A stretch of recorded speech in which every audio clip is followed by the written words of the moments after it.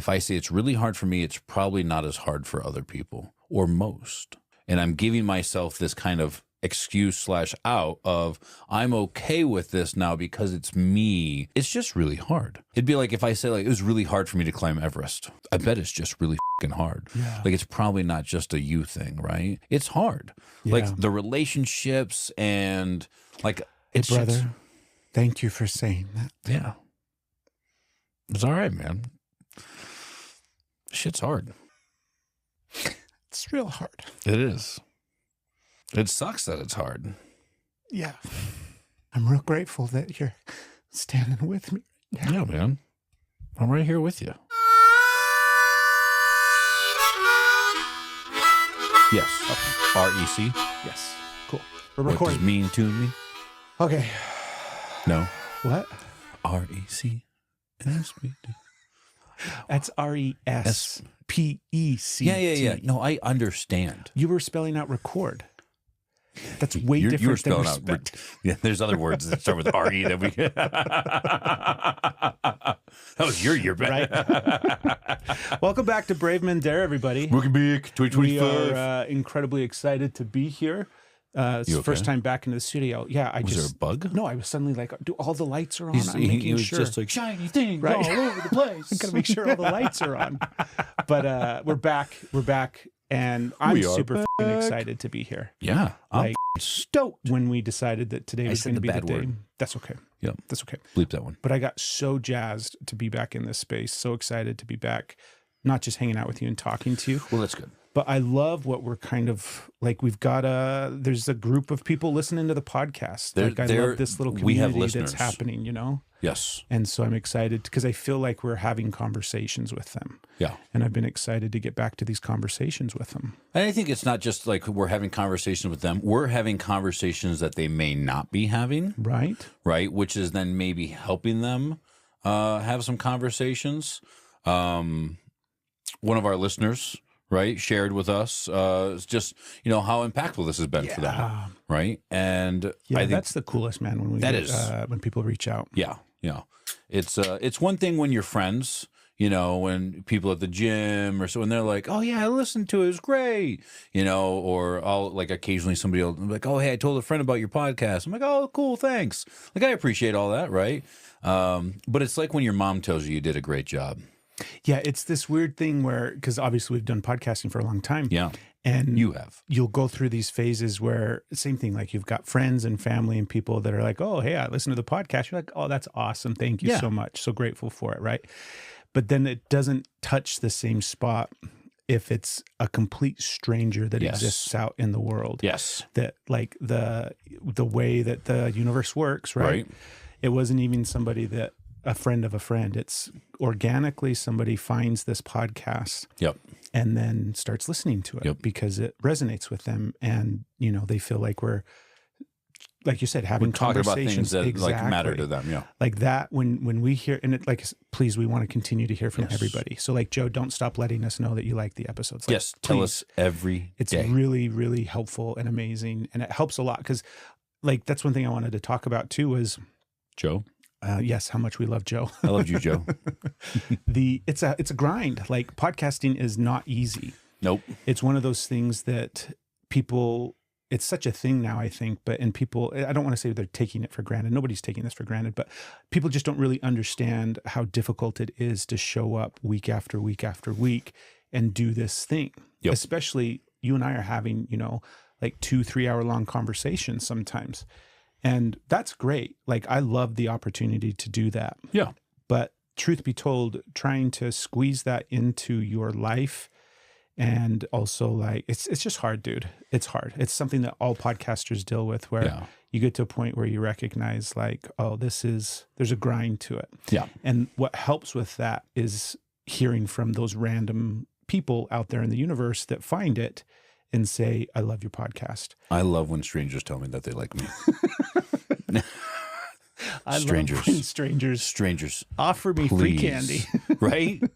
I got in that van the other day and said free candy. And the guy Right. was like, no, I'm out. And I was like, jerk. And I had to get out. You know how disappointing it is to get into a van? This is free. We shouldn't joke about stuff like that. No, that's not funny. It's not funny. It's funny to some people, me included. Yeah. But yeah, me too. Probably some of our listeners. Successful 75 hard. Congratulations, Yes, sir. thank you. Yeah. I have to tell you, it was a real gift watching you navigate and go through that journey. It was fucking miserable. It was hard. It was. I vicariously sat back eating donuts and ice cream and Oreo cookies and getting drunk and doing everything that I wanted to be doing. There you go. Watching you work your ass off. Not do those things. So There were some definite, especially like towards the end there, like, so, I mean, it was an added bonus somewhere in the 60s. I realized that in the 1960s? No, like the 60 days, somewhere in the 60s, I realized I had originally done my math wrong. And originally I thought that my 75 hard last day was Christmas Day. So my first day off would be Christmas Eve or the day after Christmas. And I was like, all right, like, well, that's kind of sucks. I'm not going to get to have any of the like cool desserts or anything like that we're going to have at Christmas, but I'll just save them and eat them the next day as leftovers. It'll be fine. And then I started doing the math. And I was like, well, this just doesn't look right. And I was like on day like, I was like 68 or something. And I'm like, what the week and the carry the 3 and the square root of a Tuesday. And I was like, oh no, my last day is Christmas Eve. So Christmas Day, I got to wake up and do whatever the hell I wanted. What was the first thing? What was the first thing that you had that Christmas morning? When in your mind you thought, oh yeah, I'm so I eating totally fucking I know exactly what I ate first.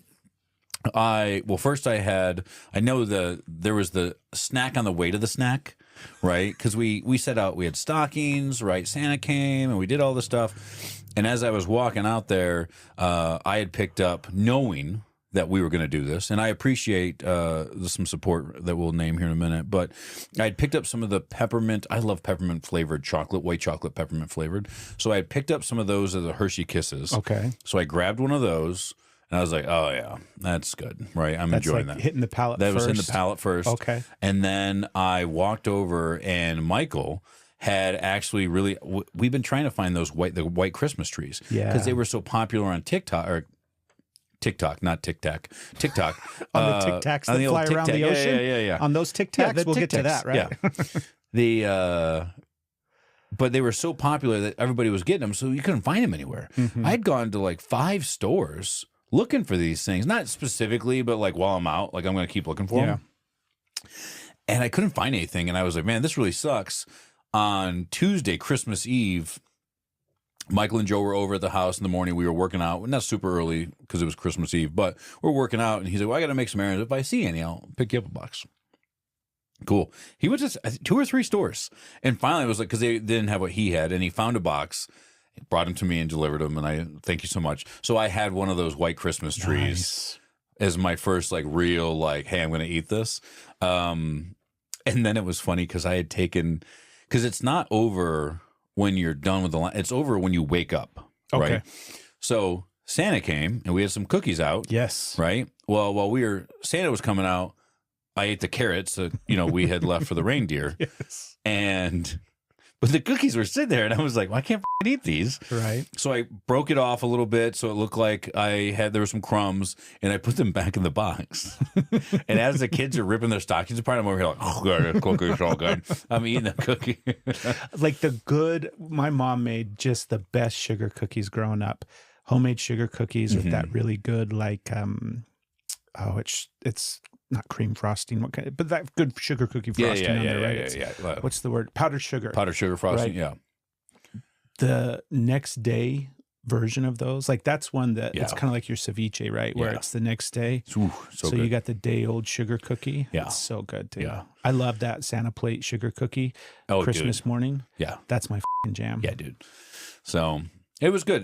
We got that, and we, snacks and Christmas and all that, and then got to go my mom's house. My sister came down. We got to go up there, and then so my favorite dessert is banana pudding.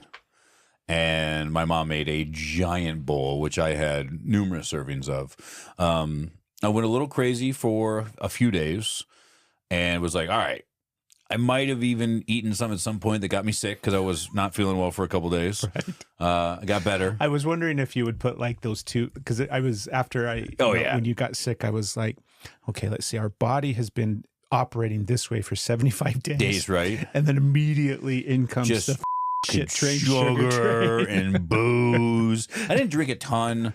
I had been gifted a bottle of just like Old Smoky, like a flavored whiskey. And I got some of the ice balls that you would put in a whiskey. They're Baby Yoda in his little like floating capsule. And I was like, well, this is cool. So I made some of those, and everybody had gone to bed, and I poured myself 2-3 fingers of that whiskey, and that was my beverage off 75 hard. But yeah, I totally might have ate too much junk food, which gave me a stomach ache, which made me just bad things happened. And we're not back on the 75 hard, like doing all this stuff, but like been working out, back at the gym. Like I took a couple days off because of Christmas, and I was done, gave myself a time to rest, and then I was, Do you feel, I mean, obviously I'm sure you feel better and everything, but do you feel like you accomplished what you wanted to accomplish with the 100%. 75? Yep. Okay. And I'll be honest, like I know that some people, one of my team members, Kyle, he like talks about, he's like, you do so much stuff. And I always joke, I throw the Empire Records, Liz Tyler, like they're 24 usable hours every day. I throw that out there, but I do better when I'm really busy. And when I have a lot of stuff going on, I am better. It's easier for me to focus and to work on things and to stay at, on task. That's how you operate most or best. Best is when I'm at limit. Yeah. So I don't idle well, right? I need to be in the red line. I got to be like, Yeah, you just got to be driving. just got to be driving. Yeah, put me in that fast lane. We're moving. Yeah. But I get more done. I read more books. I am more focused at work. Like when I'm doing all that stuff, because I feel like I just have to be. And so it's great. But I literally have, it's been over now. I'm going to wait, I think, till February. I'm going to go do the second phase or the phase 1 of 75 hard. I might do the whole, like, it's called like Live Hard. Okay. Which is a whole like series of events that you have to do over the course of a year. Yeah. I might give that a rip. I've attempted phase 1 once before. I think I get to like day 16, and I was like, I'm tired of these cold ass showers. And so I stopped taking cold showers, and I was like, oh, I'm done with this. But I enjoyed it for those like 2 weeks. I think we'll give it another shot. Yeah. I want to try carnivore diet. Yes. I've never done the carnivore diet. Have you gotten close? Like, have you been able to kind of do like the paleo? I've done paleo before. I've done a real limited, like almost like a keto. Yeah. Right. But I've never really done carnivore, and I'm excited to give that a shot. I'm going to give it a shot. I think 30 days carnivore, like see what that does. I mean, it's supposed to do wonderful things for you. I hear a lot of good things about it. Some people say it's bad, mostly the vegans and the cows. But I'm going to give it a rip. Yeah, that'll be fun. Yeah. When are you doing that? It'll start sometime in February. It'll see how life's going. Like as much as I do better when everything's going. Like a lot's going on. There's also a point where you're like, there's too much going on. I'll do that one with you. Okay. Should we do that one together? You want to do that with me? Fuck yeah. Yeah? Yeah, I'll do that one with you. I'm excited. It's one of those that you could just take that, and if you just went for another 45 days. There's 75 There's carnivore? 75. You could just do 75 hard. No, we're talking about carnivore diet. You're not going to do 75 hard? No. That's what I thought you were saying. I was so excited. I was like, yeah? Fuck no. I was like, you're going to do 2 workouts a day? Fuck no, motherfucker. No. The fuck I'm doing instantaneous, anything. like, oh no. No. Oh no. It's that meme like from Brooklyn Nine, like, right. Oh no. Yeah. No, I'm not talking about doing You're just gonna do carnivore. Yeah. Okay, yeah, I support that. When it comes time for the carnivore diet portion of whatever the fuck you're doing next year. I'm not running anywhere with no fucking weight vest on. I'm not looking to fucking do any of that shit. It's good for the knees. I am all in with my 75 yoga. Yeah. It's to the point, yes, to the carnivore diet as well. Like, definitely, that would be fun. And that would be fun to do on the podcast. Man, I just keep doing these little bits by bits. I'm going to get you there. Well, I'm going to get you the opposite direction as well. Like, you're going to get me there, and I'm going to get you over here where you're going to, like, we're just going to be getting each other randomly all over the place. Hey, what's going on? What's going on? But we could do, like, the carnivore diet in conjunction with the podcast as well. Oh, okay, so yeah. Guys can follow along and do it in conjunction with us. And I'll share some of the food I'm doing. Exactly. Yeah. So we can do that whole 9 That'd be yards. great. Do we want to do that in February? Yeah. Does that feel good to you? Yeah. It's like 30 days off after 75 hard. Correct. We'll reset. And then let's do that for February. Let's do carnivore February and meat eater February. Meat eater February. Eat your hearts out. That's meat. We Yeah. could eat hearts. I mean, if I we have wanted. a heart. So we just planned that right now on the Right now. podcast. Fact. Mark your calendars. We're doing it. Who wants to do it with us? Right? Let Anybody us know. want to do it with us? Yeah, let us know. Let's do come up with something. 30 days of carnivore. Let's just keep it simple. Let's just do 30. I'm like, let's come up with. Now let's just come with we us. could do 75 hard, which is Ben's doing 75. I'm not So yeah, let's do that in February. cool. But yoga has been a super huge gift for me. Yeah, It has been so wonderful to just get back on the fucking mat. And the yoga mat. I'm getting, not jujitsu yet. I told you I'm waiting to go to your gym, dude. I know. So as soon as your gym opens, Yeah. I won't fucking be there. All right. The yoga, though, it has been like literally, it's been the thing that has helped me get through the last little bit. You've had since I've started. You've had some stuff going on for the last physically. Yeah, right? I mean, it's been so many things, right? Yeah. It's been, and the way that I've done it, so it wraps up it's like the 23rd or the 26th. I think it's January 26th. Okay. So I didn't keep track of it day to day. Yeah. I just marked it on the calendar. There you go. And I just knew every day I had to get on my yoga mat. Some days it was right before bed, and I'd sit down and I'd drop into like the peaceful spot of like, okay, that's where I would go for meditation. Successfully got on my yoga mat today, roll that bitch back up, I'm going to bed. So some days were like that. Is that where you like lay on the yoga mat and you're like, so I'm just finding my. Oh, I feel so at peace. That's great yoga. That was great yoga. Fucking 8 hours of yoga. So some days it was. I've been in Shanasana for 8 hours. I know I don't say it right. You say it perfect. Yeah. I love the way you say it. But some days were like that, where it was, I had to force myself to do it. Yeah. And it was like if I was being judgmental of it, I'd be like, that didn't fucking count, dude. That was not a full push-up. You did not do yoga right there. No rep. Right?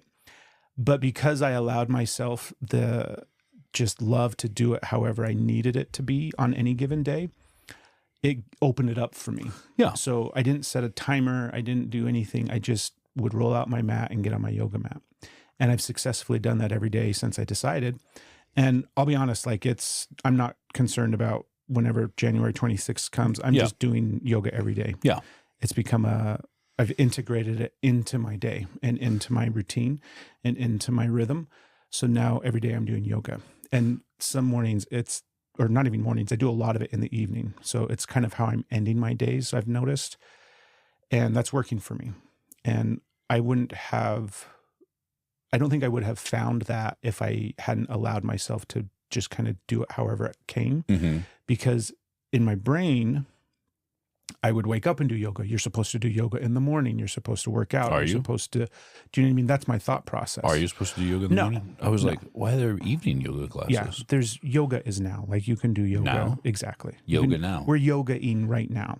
Like you can drop in and be present in yoga. That the whole purpose of yoga isn't to get on the mat and do some pose, right? It's a way of life. Yes, exactly. Ready. So giving myself that gift of just being able to get on that mat and do it however it looked, You needed. it opened up to the space for me to really create and find where it fit in my life. And it fits in the evening for me. It fits at the end of the day. It fits when I can, sometimes I'm doing it for an hour and come out of the bedroom and I'm like, oh my gosh, like that was such, and she's like, yeah, you were in there for like an hour. And I'm like, great. And other days it's not. So It's been wonderful, but it's been like, I could just go on and on and on about it. So that's been great. Well, awesome. I'm super excited that you have found that. Yeah. I mean, first of all, I agree that like it's even in 75 hard, not 75 yoga. There were days where I was like, man, I'm exhausted. Mm-hmm. So what did I do? Like, my indoor workout was a yoga. Like we'd turn the TV on to a 45-minute yoga, like somebody on YouTube walking us through some yoga. Yeah. And we do, like my wife would do it with me. We do some yoga. Just go for a real light walk, right? Like, I walked up and down my driveway 3 times as opposed to 4, which is what my normal pace is. So I was going a lot slower. I didn't wear a vest, but that was my recovery. Like, hey, it's Sunday. I'm exhausted. Been going real hard. Like, we'll just do this. And I think it's important to know that you don't have to, your body needs recovery days, right? And I think you need to be able to be in touch with what it is that you're trying to accomplish and what it is that you need, right? Don't get like, an example would be like, if you're like working out, right? I've seen this happen a lot where it's like, hey, today we're going to do, you know, we're going to do 5 sets of 5 at 85%. So here you go. And on the last set, you need help with the last 2. And you're like, man, I got to go again. And I'm like, why? Like, well, I didn't get those. I'm like, it wasn't, but you did it. It's just, you need a little bit of help because your muscles were tired. Like, Yeah. that's fine. The 5x5 shouldn't be easy. This episode of Brave Mendare is brought to you by Heritage Still. Look, it's a brand new year, and you're probably like everybody else, including Ben and I, trying to get healthy, trying to do what you need to do so that you can create the life that you want to create.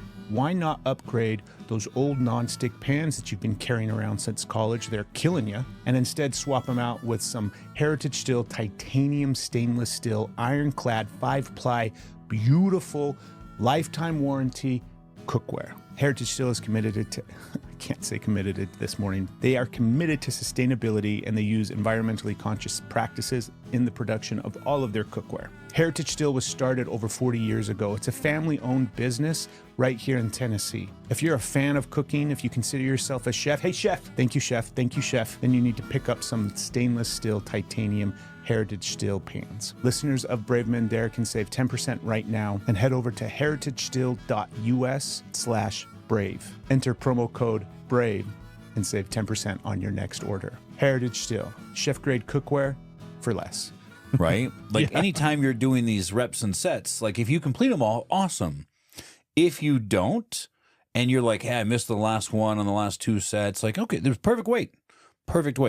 Like it was a stimulus, you were required. Perfect. Great. It's just sometimes you'll see people like, oh yeah, like I've never failed a rep. And I'm like, well, then you're probably not trying hard enough. Right. So, but I think it's good that you were doing that. In those moments when you go light during that 75 hard, is that something that you criticize and judge internally? Do you have that inner voice that's being hard on you, or do you just totally look at it? I totally look at it as like, that's what because I know. So from my time in the Marines, my time in football and in powerlifting and Olympic lifting, like you can overtrain 100%. And that is only even more detrimental because now you're exhausted and your lymphatic system's messed up and your CNS is messed. Like you're just beat to a pulp. Yeah. And you've got to be able to do that. You've got to have these moments where you can allow your body to recover. That's why we sleep, right? Is to recover. And if you're like, well, I didn't do enough, I didn't go hard enough today. You're like, yeah, well, you went hard for the last 34 days. Like, it's okay to take a little, not even a day off, just a lighter day. Yeah. Right? Yeah. Like, I would even go as far as to say people who I think are maybe too far into it that are like, no days off and all that. Like, you're, what's that guy? Goggins. Yes. Right? I'm not a fan of his.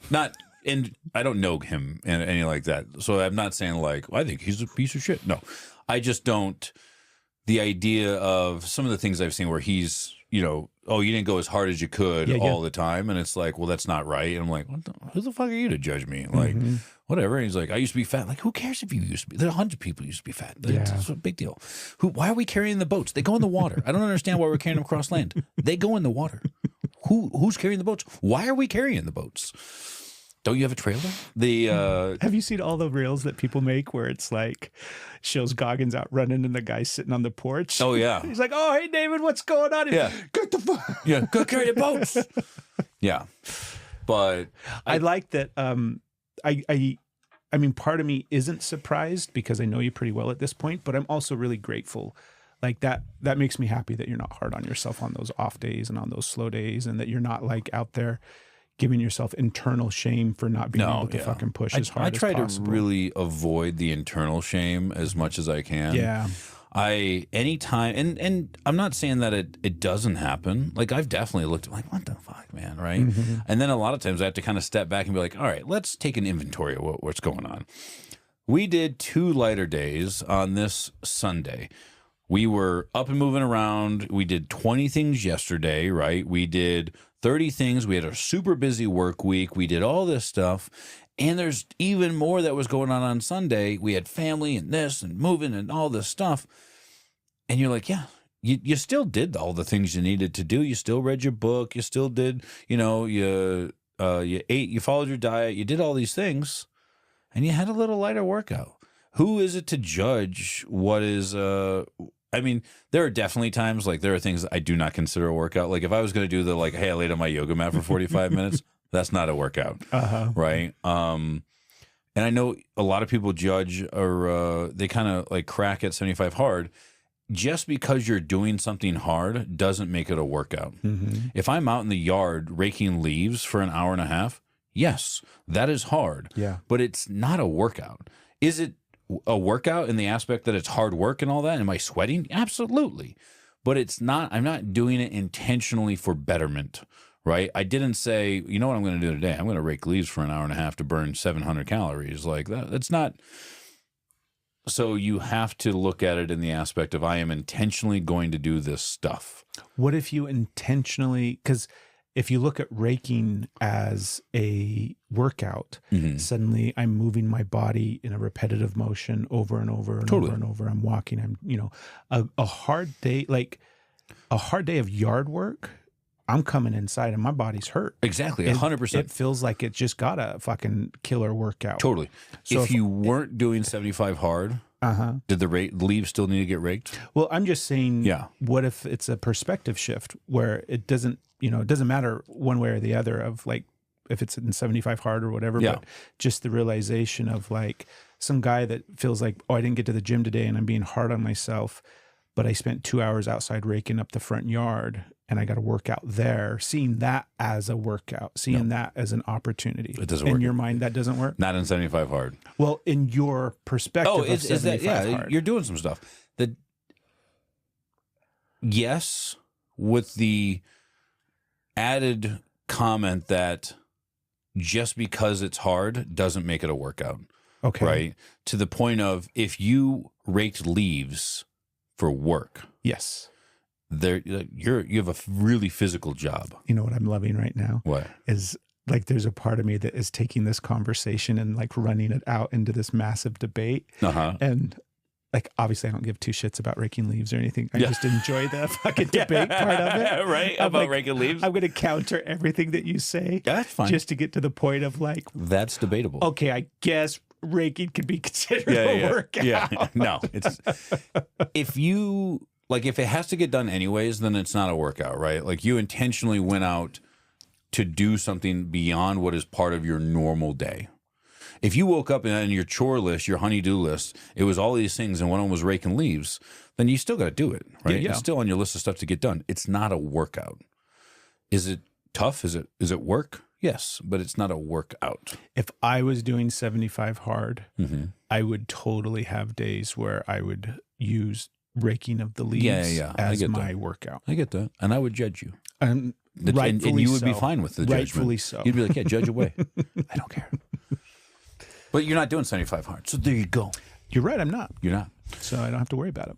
But I'm glad that the yoga's going great for you. I was like, how did we get on fucking raking leaves? I don't know.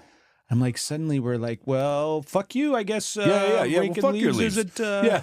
Well, me and my leaves are going to go home. Buy your leave. What do you think is going on with the aliens?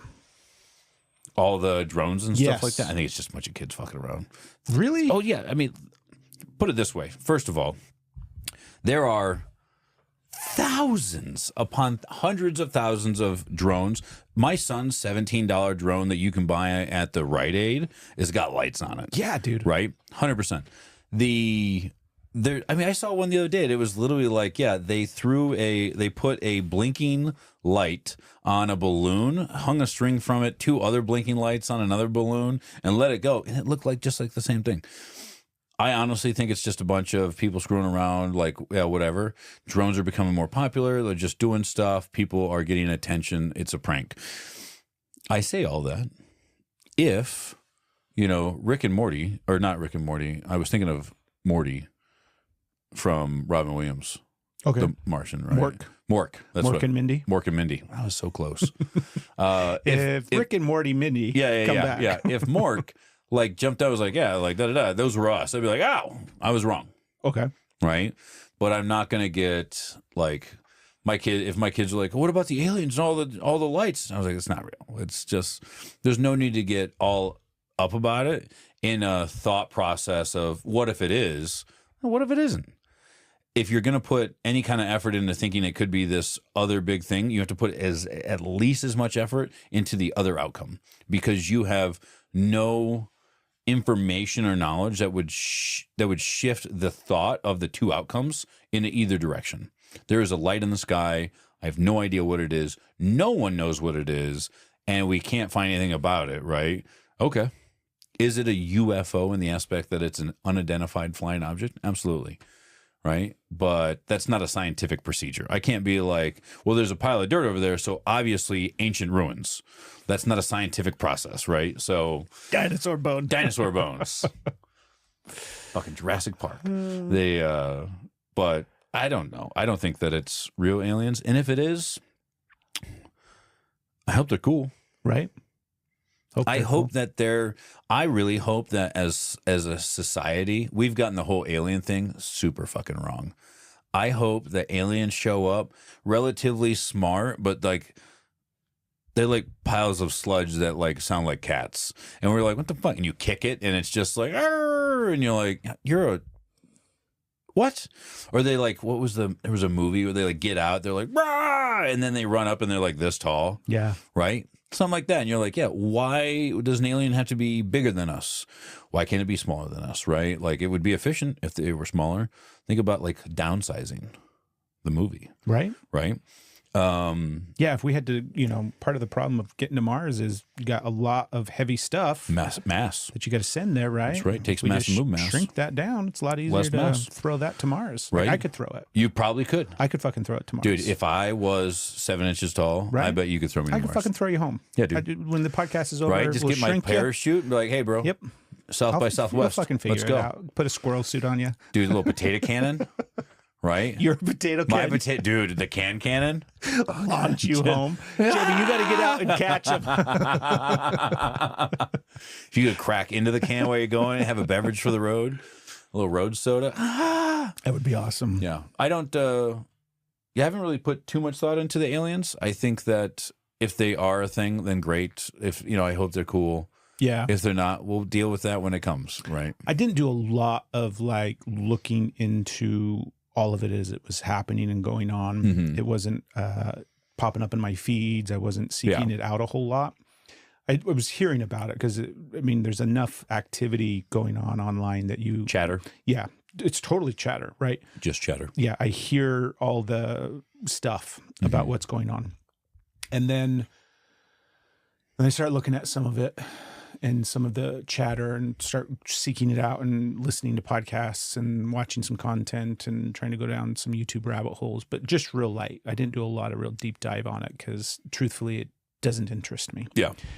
But I do think that for me, it's always a combination of things. That's the like big, huge life lesson thing that I constantly have to remind myself of. Mm-hmm.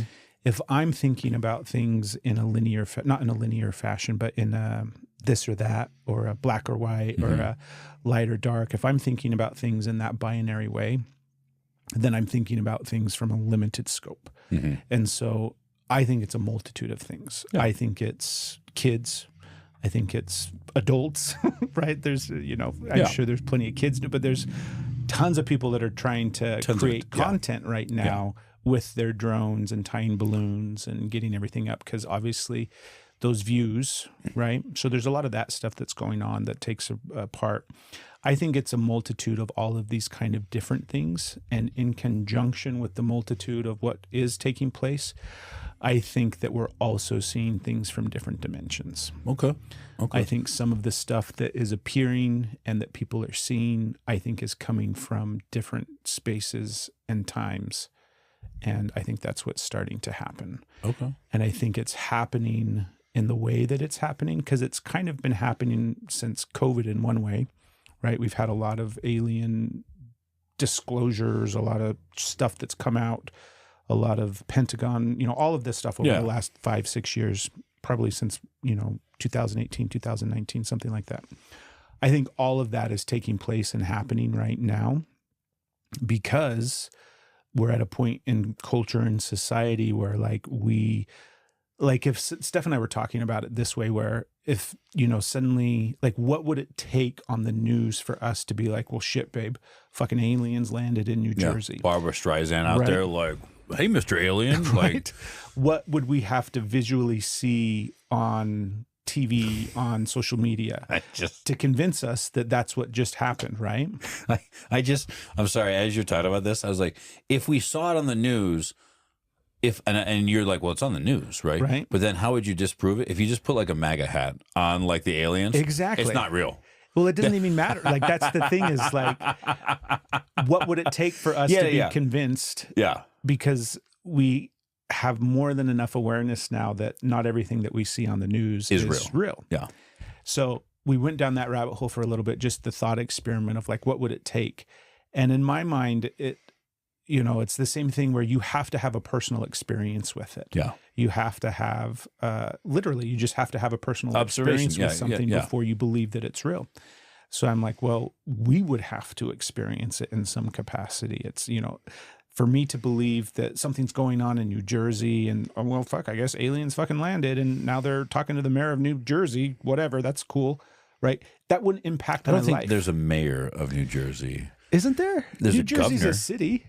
I guess there's, I think it's Jersey City. No, New Jersey. New Jersey. Is a city. New Jersey, New Jersey. Are you thinking New Jersey's a state? I mean, New Jersey is a state. Okay, which one of us is fucking... I as someone who is recently in New Jersey. The city? Yeah. No. Okay. Listen, Ben. Please continue to tell me about the city. I don't get bogged down by specifics. I'm not interested in all the little, okay, I guess it's a city or a state. Your science. So whatever. Yeah. Your fucking practical thinking over there. I'm not interested in that shit. It's a big city. The mayor. I'm like, no, there's no mayor. I totally thought it was a fucking city. And then in my head, I'm like, what is anywho. Because I'm mayor. Like, I get New York. If you said the mayor of New York, right? You're talking about the city, yeah. But there's a governor in New York as well. Correct. Right? I don't know if there's a New Jersey. I was thinking of Gotham, maybe. Maybe it's the mayor of Gotham. Gotham? Yeah, the Gotham mayor. So if aliens landed in Gotham, what would it take for us to believe? But the reality was, it was like, I'm going to have a personal experience with it before I believe it. And especially when we, because that's the other thing, right? AI has taken us to a point where it's like, we can still identify it. Yeah. Like, it's the thing where humans can, have you ever seen those tests that they used to do, or they talked about, where it's like, there's something about our ability to look at and, the asymmetrical part of the face. Like a Rorschach test? Yeah, not the Rorschach test, but like if they take a face and they tweak it, and you look at it and your brain goes like, because we have the ability to discern a face. Yep. And so we can still see AI, and it's it's getting better. It's getting real good. Some of those things that it's producing, what's the one generator that does all the really good? I don't know. It's a ChatGPT one, but some of those that are coming out right now, you're like, we're fucked, because they could literally just create the New Jersey landing of aliens. Yeah. And I'd be like, yep, that's it. Yep. That's exactly what it would look like. They just landed in the city of New Jersey. Right. That's War of the Worlds with Tom Cruise right there. That's exactly what it fucking looks like. I think that was in New Jersey. Probably. I think it was. So it's hard. It's a hard time to kind of navigate. And what I've had to do is and it's the same thing I do with everything, where it's like, I got to bring it back in and look at it like through me. I got to sit with it and see what it brings up inside of me. And that's what I really think, because consuming all the information over the last few years and some of the stuff, especially some of the footage that they're getting out over the oceans and all of those kind of different things. That's actually where those garbage in the ocean is coming from. It's fucking aliens. They just fly over and they're like, and the spaceship just kind of takes a little park and just like, and the ship just. That's what all the plastic is? That's what all the plastic is. That's coming from alien shit. It's the alien sewage system is all the microplastics in the ocean. And the narwhals are just like, fuck this thing, you know. Fucking. This is breaking news. Yeah, breaking news. I mean, Breaking news well, on the so here's my. podcast. I totally get you, like the observation. You want to like interact Yeah, and yeah, like all yeah. that, but like I don't see aliens coming to Athens, Tennessee. Right? Yeah, you know that's really, in all honesty, like when I talk to people and they're like, "Oh, like does any of this stuff concern you?" No.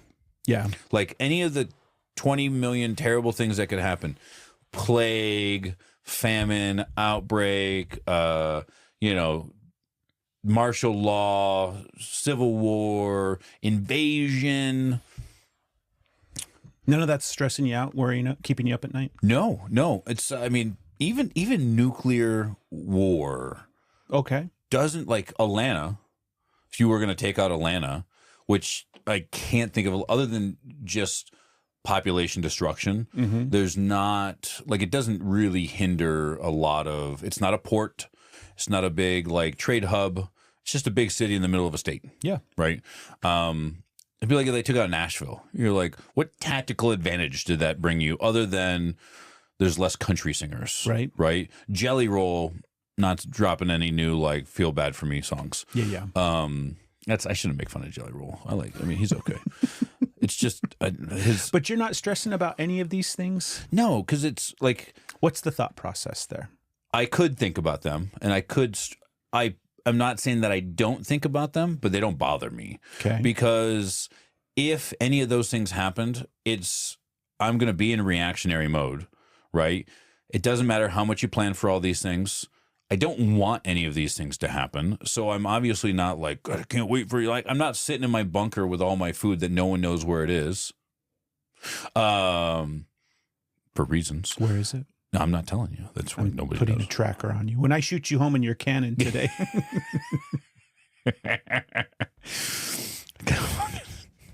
Anyways, hey guys, if you guys have enjoyed this podcast, if you've enjoyed this episode, any of the shorts that we do, like that, do me a favor, will you? Go to YouTube and make sure you hit that subscribe button. Make sure you hit the bell for notifications. And you know what? Why don't you drop a comment in the section there and just let us know what you think? Do you have a question or some feedback for us? Do you just want to say like, hey, Craig, I like your hair down. I like it up. Ben, you look fat in that polo. Whatever it is, leave a comment in the section. Hit that subscribe button on YouTube, and we'll talk to you guys later. We'll just go into reactionary mode, but I know that none of those things are going to hit McMinn County, Tennessee, right? Right off the bat. Yeah. Even if they're like, we're going to, this is terrible, but like, we're going to attack, we're going to level the top 50 cities. Mm-hmm. We're good. Is there any part of you that thinks about it through the lens of the nuclear plants that we're surrounded by? I've looked into it a little bit.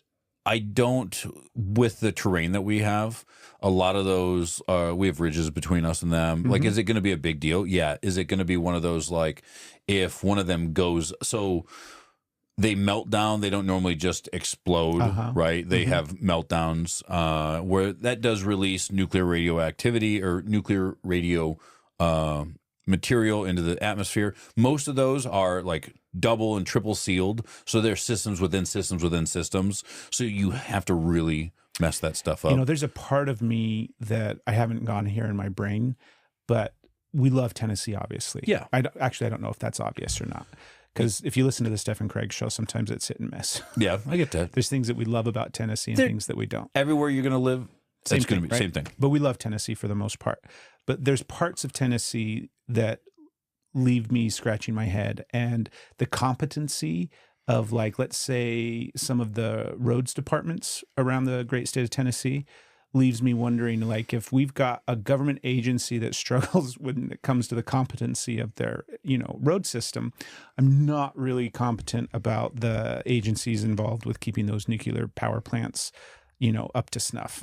But I also recognize that obviously those are going to be vastly different. There's a little bit of a different skill set between nuclear power and road maintenance. Yeah, I get that. I mean, at the same time, like, if that were the case, like, why would I trust Michigan to build roads over cars? Because they can pump out cars. I mean, literally a car a second across the state, but they repave roads every 3 years. Like, are you just really bad at making roads? No, like the weather is a factor, and it burns it all up, right? Yeah, like there's not much you can do there. Yeah, I'm not super concerned about nuclear meltdown. Do you feel like the part of you that has, because I think about it this way too, where I don't spend a lot of time stressing about these things either. Yeah.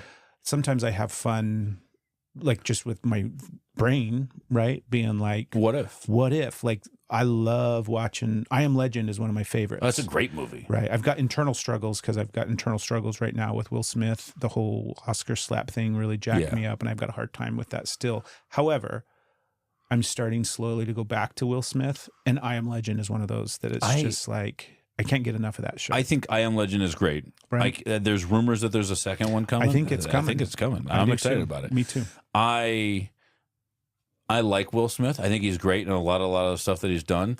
I didn't necessarily have a problem with the slap. I have a problem with him and Jada.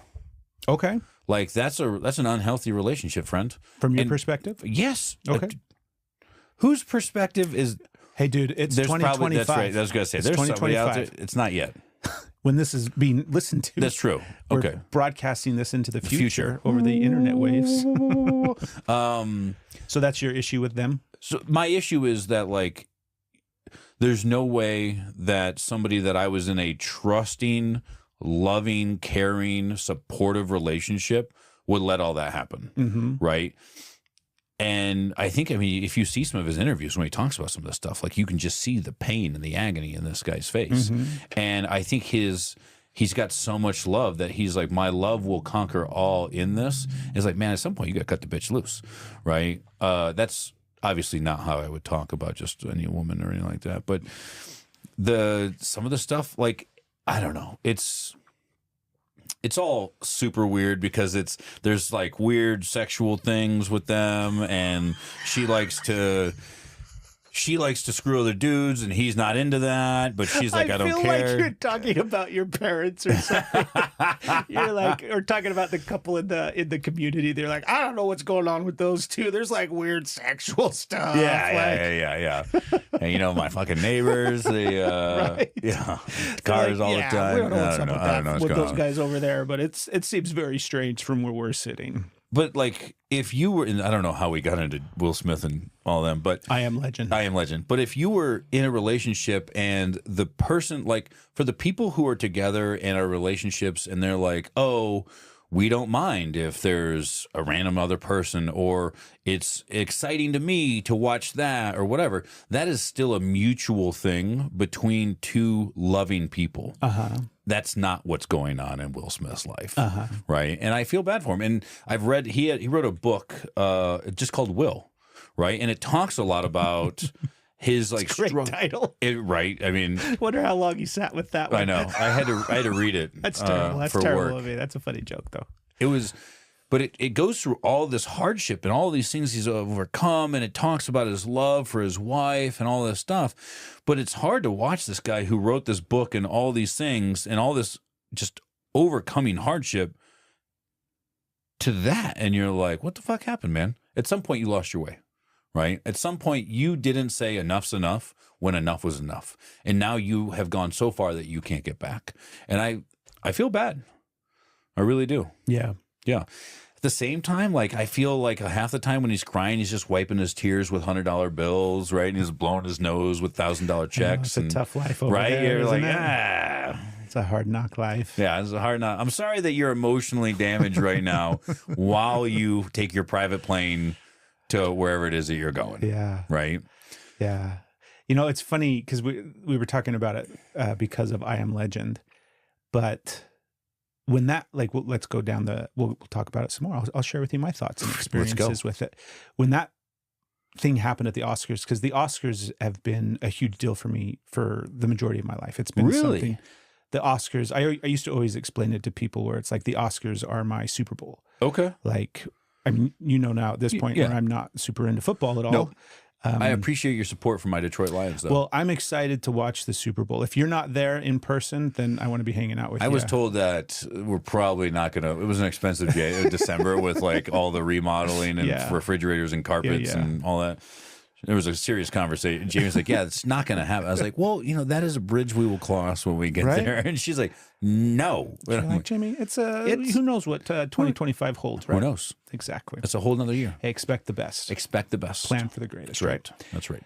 So when all of that took place, I was at a place, because I don't remember what year it was, but I wasn't watching the Oscars. Okay. Which was kind of a new thing for me. Okay. Because legitimately my whole life. It's your Super Bowl. Exactly, Super Bowl. Big party, lots of food, hang out, whole 9 yards. Big thing. Got to make sure you've seen all the best pictures, like huge thing. And so I wasn't really in the Oscar space, but that was a significant thing in culture at the time. So I can't remember. I actually think I watched it live. I don't remember. That's not important. I was also at an emotional place where I was doing tons of emotional work and processing, and a lot of emotional work around masculinity and men and relationships. And it just fucked me up. Like, it felt like I was watching what I described to Stephanie at the time about it. It felt like I was watching, like when you're a kid, I remember being a little kid and watching violence happen in front of me and not being able to do anything about it and just being stuck in the awkwardness of like danger, but not be able to literally protect yourself. And so that's what it caused inside of me. I had that type of an emotional reaction to it, even though obviously I'm just watching it on TV, right?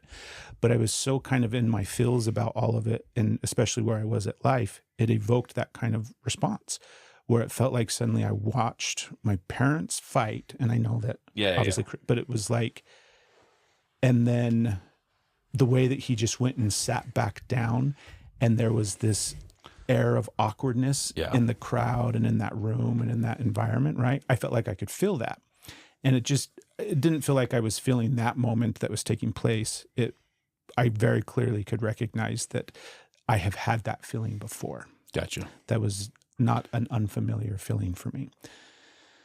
So at the time, it took me down a big rabbit hole of feeling into that and processing those feelings and those emotions and reconnecting with moments in time when I was little and seeing violence in front of me and not being able to do anything about it, as well as just, it doesn't necessarily mean violence, but seeing, like even just seeing people argue, seeing intensity. Anger. Yeah. Seeing, those things take place. So it evoked all of that inside of me and really was a process for me to sit with for a long time. And I see it now very differently than I did see it then, but the way that I see Will Smith, Jada is a great, I see celebrities, and this is kind of a terrible way to view people. I also see them as humans. I see them as people. I understand they're, like, truth be told, I have no idea what's going on with Jada and Will, right? I don't know anything now. Yeah. Yeah. Well, even then, I think the reality is there's two people that know what's going on with Jada and Will. Right. Just like probably 3 or 4, actually. Well, I don't think so. I bet Jada's she's telling them. But like at the end of the day, I know from my own relationship, Steph and I are the only two people that know what's going on in that relationship. Solid. Yeah. Nobody else knows what's going on. And we got a lot of people that sometimes think they know what's going on in our relationship. Yeah. But there's only two of us.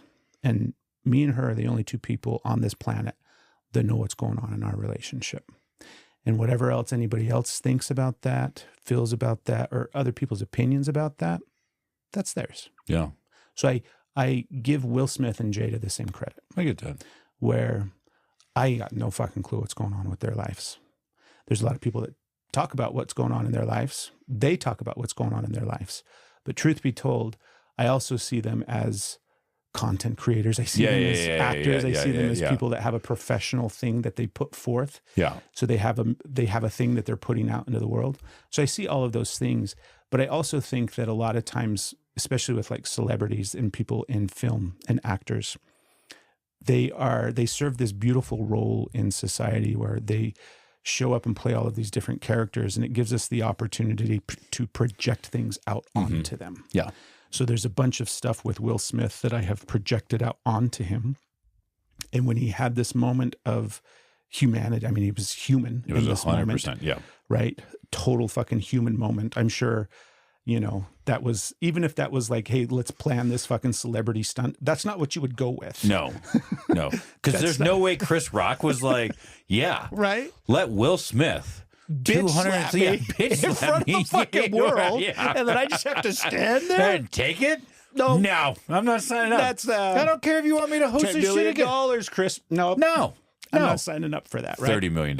Right? You're like, 50 million. And then talk about a fucking gut punch to his career. Yeah. Right? So I see all of those things.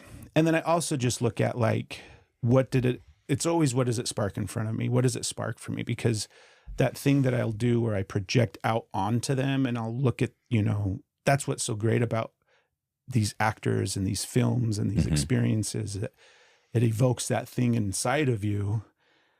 But then I have to remember, like Will Smith isn't the guy from I Am Legend. Nope. Right. He's not the guy from He's not that Independence actual Day. character. Yeah. No, yeah. he's not. Yeah. All of these He didn't kill a amazing- bunch of aliens on July 4th Exactly. smoking cigars And that we know of. like there's that little kid part of me that has to remember that not only are they an actor playing a role, but what I'm doing is I'm projecting things onto them. Mhm. And it's things like Matt Damon's a great example, right? Where I feel like Matt Damon is the big brother that I've been able to idolize my entire life because I project all of this stuff onto him. Mm-hmm. And he's only like a few years older than me. So it's this real easy thing. And I just love everything that he fucking does. And I can't get enough of him. And I fucking want to hang out with him. Like I want to go on a cross-country road trip with Matt Damon. His new furniture is so cool from the yard. Exactly. Yeah. Like we had such a good fucking Thanksgiving dinner out in the fucking bushes, right? You just got a picture of Matt Damon. Exactly. But You all got of the that- action figure from fucking Team America. Matt Damon. Where are we going today, man? But Mariette. I've had to realize that. Yeah. Do you know what I mean? Yeah. And once I started to realize that and kind of unpack all of that and sit with all of that, then it's just like this huge gift because they get to reflect things back that I get to use in a sense and benefit from and reflect upon. And yeah. Yeah. It's funny. So as you were going into this, I agree. Matt Damon's fucking awesome. Right. I was listening to something. It was just some clip I came across, and it was a woman. She was talking to a group of women, and she was like, "Yeah." She's like, I don't talk to my girlfriends about me and my husband. The only person I talk to about me and my husband is my husband." And her whole point was, if you and I are friends and we start talking, you're like, "How's it going?" I was like, "Yeah, I'm just struggling. Jamie and I got into a fight. She did something that I wasn't happy about, or, she's, really on me about this or whatever." You're like, "Oh, okay." Because you're hearing my perspective. And then we talk a couple months later and I'm like, "Yeah, Jamie's just mad at me, this and that." And you're like, "Oh, okay." Well, a year from now, you've heard my complaints and not even complaints. I'm not complaining about you. I love you. I love you so much. Please don't hate me. This is where this comes from.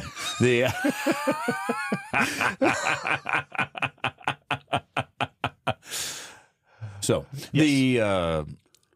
you start to build this real negative image of Jamie, especially if you're not hanging out with her or that person specifically, you really build this real negative image. So then when I'm like, "Well, what do you think?" And they're like, "Yeah, fuck that guy."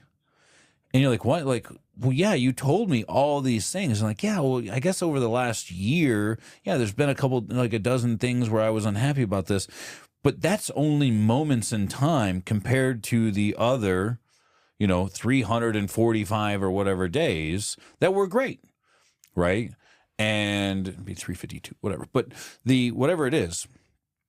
So you can't look at, like you said, only you and Steph know what's going on with you and Steph. Only me and Jamie know what's going on with me and Jamie. I'm sure a lot of people think to themselves all kinds of like, "Man, I bet that Craig and Steph, I bet they're into weird things," right? I've never, it gotta be. I don't know. Guy wears a lot of wool. Yeah. Anyways, Yeah. you're talking about you and Jamie over here. Yeah, he's like, "That's not talking about me and Steph." Listen, I admit me and Jamie are into some weird things. When she yawns, I love to just put my finger in her mouth. We'll have to do another After Dark episode. Yes, we will. We'll get into some of that stuff. But I think that it is important to realize it doesn't matter.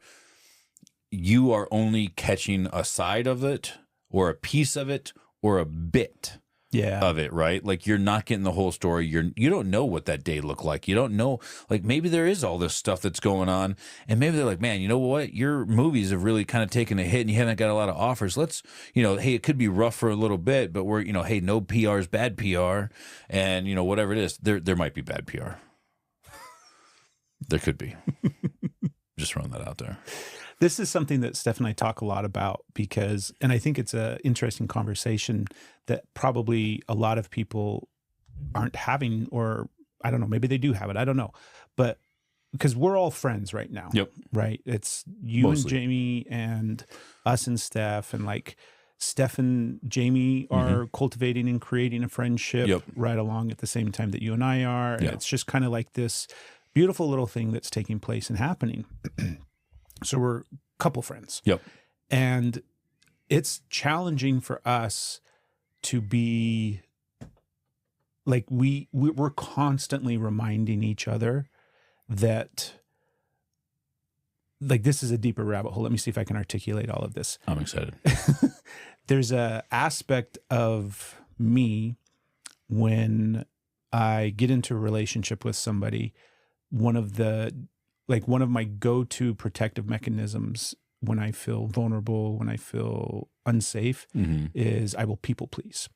And that looks a bunch of different ways. There's a whole bunch of different ways that I kind of do that, but that's kind of just my way of framing it is I'm implementing codependency tactic number 1, which is people pleasing. I'm going to make sure that that person's happy, and whatever is making that person not happy, I'm going to figure out how to fix that, right? So that type of thing.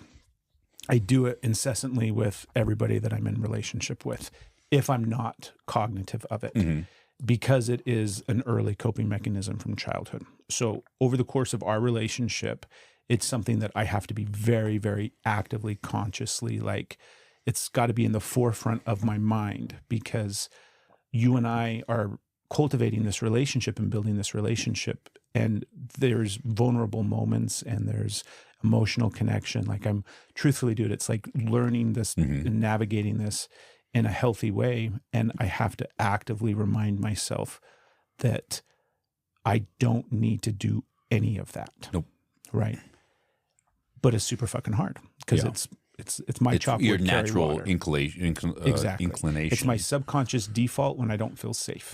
And friendships are hard. And they bring up stuff and they're challenging.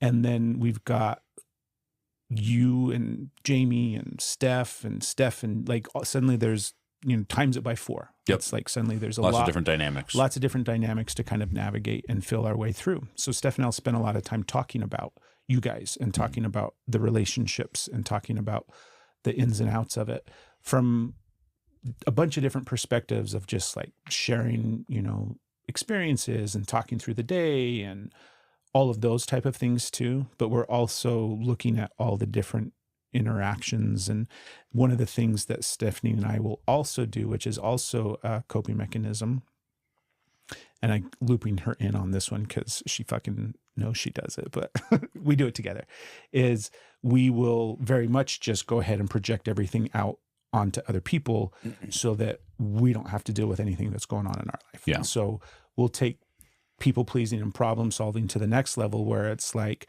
we're just fixing you guys over here. And by the way, we're not having any conversations with you.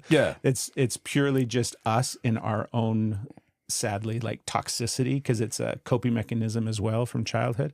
So we'll just sit over here and start fixing everything that's going on in your guys' life. And we constantly have to remind ourselves, like, not my monkey, not my fucking circus. That's right. And then we just have to zoom out from that conversation constantly. But that dynamic, I think, isn't uncommon. I don't think Stephanie and I are alone in that. I think it's a pretty human thing to do, because a lot of what it's being driven by is love. Like, we love you guys. We're getting so like comfortable and close and connected, and we're having such a beautiful, so it's driven by this act of love. But anytime I start to fall in love, anytime I start to open up my heart, anytime I start to connect, it's scary. So then enter in all coping mechanisms. So that's the dance that's happening along the way. for us at least. And we have to constantly like remind each other and catch ourselves and help each other recognize like, oh, we're doing that thing. You're doing that thing again. We're doing that codependency thing where we fuck everything up and create all this then fucking I take chaos. my pretty little pet and you're naughty. Exactly. So I'm constantly reminding myself to just zoom back out and let Ben have Ben's experience. I appreciate that. I get to have my experience, you know? And it's really challenging for me. It's one of those things that I get so caught up. I will lose days being wrapped up in the chaos that I create in my own head about you and me. Mm-hmm. Completely separate from the, like, it's, you step outside of it for a minute and it's like, here's the friendship relationship that you and I have. Yeah. Totally great. Everything's going fine. Everything's fucking normal. And then there's this side of it where Craig's just like, fuck, total in trouble and just, it's just a fucking nightmare for days. Yeah. And then I have to be like, okay, wait a minute. Calm the fuck down. Everything's fucking fine. Yeah. You have created this in your own fucking head. You're like, I don't know, he didn't pick up the phone, he fucking hates me and all this. And like 2 days 100%. later, like, hey man, I'm real sorry. I was super sick last week. I was just like, oh. Over and over and over again is my chop wood carry water of having that exact experience. Well, babe, it's official. Ben hates me. Nope. Ben fucking hates me, babe. It's fucking official. Took him 17 minutes to respond to my text message. It's fucking over. Yep. I don't know what we're gonna do, babe. Fucking let's just moving. sell it. We're done. So that Pick a new whole state. dynamic just Heard is New like, Jersey is a great town. I love their mayor. Great mayor in New Jersey. Great fucking mayor. Right? Dude's really at top He's of it. killing it. He's killing He's it. taking care of those Dude, aliens. He really. That mayor in New Jersey's got that shit locked down. So do you guys go through similar yes, kind of but dynamics? I want to stop you real quick because you said this and I instantly, like, for me, a red flag went off. Right? You said it's really like all this stuff that's going on and you're people pleasing and stopping these natural inclinations. It's really hard for you. Yes. I would like you to think about this. It's really hard. It's not really hard for you. It's just really hard. Right? It's not, and this is my thoughts on this. If I say that's really hard for me, if I say it's really hard for me, it's probably not as hard for other people or most. And I'm giving myself this kind of excuse/out of I'm okay with this now because it's me. It's just really hard, right? It'd be like if I say like it was really hard for me to climb Everest. I bet it's just really fucking hard. Yeah. Like it's probably not just a you thing, right? It's hard. Yeah. Like the relationships and like it's brother, just, thank you for saying that. yeah. It's all right, man. Shit's hard. It's real hard. It is. It sucks that it's hard. Yeah. I'm real grateful that you're standing with me. Yeah, man. I'm right here with you. Thank you. You're welcome. Keep talking. All right. It's part of the problem with Tears on the podcast. You're like, yeah, it was 30 minutes. They just fucking cried. Yeah. I don't know. They were crying and then it cut and then they weren't. It was weird. Yeah, we just had to pick this up on a different fucking day. Did they had different clothes on? Did they cry over their clothes? They had to change? It's there's so many things that we're trying to go through and it's hard. Like there are more books on how to make pancakes than there are on how to make friends. Right. Right? And there are more books on just about anything than there is in like how to manage like couple relationships. Right. And even in that, if there was a great book of like, here's how one couple can become friends with another couple in not a weird way, like how I read that book and how you read that book, we're going to perceive things differently. For sure. It's just fucking hard, right? The human experience is fucking hard. That's what makes it great. Yeah. Right? Like it's it would be, and back to my Everest idea or Everest, thought on this is like, yeah, it's really hard to climb fucking Everest. It's not hard for me. If you had no legs, I could go with maybe it's a little harder for you, right? If you were like, I got no legs, it was harder for me. I'd be like, fucking harder for that guy. You get the fucking pass on this one, friend. Yeah. Right. But like, even in that aspect, like, yeah, it's hard for everybody. If it was easy, it wouldn't be such a big deal. Right. We'd all have fucking we'd all massive, beautiful communities of close friends. Yeah. Right. Yeah. It's fucking hard. I mean, on top of that, it's not just like how good are we at making friends? How good are we? Right? That's at least 50% of it. You could see, and there's been times where like somebody's like, yeah, I'd really like to be your friend. And I'm like, yeah. Well, it was fucking, like, I don't necessarily want to be that person's friend. Like, Yeah. But I mean, that shit's it's just hard. And we just got to keep on keeping on. Listen, I have totally also done the whole like just start spinning your wheels, right? And it takes me, movies obviously just shape everything in my life. It's the worrying about that, like it's a rocking chair, right? It gives you something to do, it doesn't get you anywhere, right? And I think that I tend to look at this in, if something could go wrong, aliens. If aliens showed up in Athens, Tennessee, right? And the news was all here, it'd be like, all right, well, let's plan for this, right? But before the aliens got here, I'm like, all right, if aliens showed up, I'd probably do this, I'd probably do this, I'd probably do that. Cool. Yeah. But I'm not going to sit here and be like, yeah, but what if they do show up? Like, well, yeah, I'm going to do this, this, and this. But what if they show? You don't know, like, what if it like really what if happens, that doesn't work? Right. Like, well, then that's why I have 3 plans, right? And everybody's got a plan till they get punched in the mouth or whatever. I'm just saying words now, but I think that you think about it, like, all right, like, I guess in this scenario with the information that I have now, because the information I have now is not the information I'm going to have then, right? It could be like, well, they're going to land and they're going to do this and they're going to do this and they're going to have guns and they're going to like try and get people and all this. I'd be like, fuck, like, what am I going to do? And then it happens and they're 3 inches tall and you're like, well, fucking step on them, right? Or they're just love. Like, turns out the big shocker was they just want hugs. It's just love. Yeah. And they're just here to love and support humanity. That could be. And help us. So don't step on those ones. Exactly. But if they got a little gun and they try to shoot you with a little taser. A love gun? Like a fucking, I'm ready. I'm ready to get shot with a love laser. there's if the aliens come out shooting lasers yeah. and it's just a beam of love. Yeah. I mean, that'd be cool. Expect the best. Right? Yeah. I want to ask you, I guess I want to ask you so many different things. I'm emotionally overwhelmed right now in a good way. I just feel real flooded with a lot of real, whatever that fucking chemical is in the brain that just. It's not dopamine. That's not dopamine. Not right? dopamine, right? Yeah. Which is really like, whoa. What is this one? I don't remember. Do you remember what this one's called? Is it cortisol or? Cortisol stress. So it's not that one. What's the fucking love one? The one that makes you feel oxytocin. Oxytocin. Is that this one? Hey, I think New Jersey's a fucking city. So. Oxytocin it is, motherfucker. I don't know why we're sitting around waiting for Craig to come up with the right fucking answer. That guy thinks New Jersey's a fucking city. Everybody's listening right now like, what the fuck are these guys talking about? I can't see the time. What time are we at? We're at 1:13. Okay. Yeah. Okay. We got time.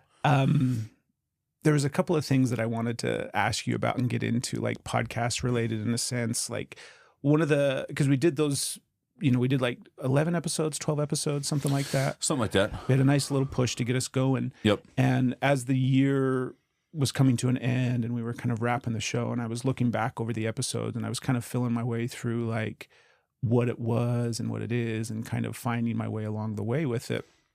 And this is definitely a conversation that we should have had not on the podcast. I get that, but let's go. But it's happening. It's happening. Let's ride this lightning.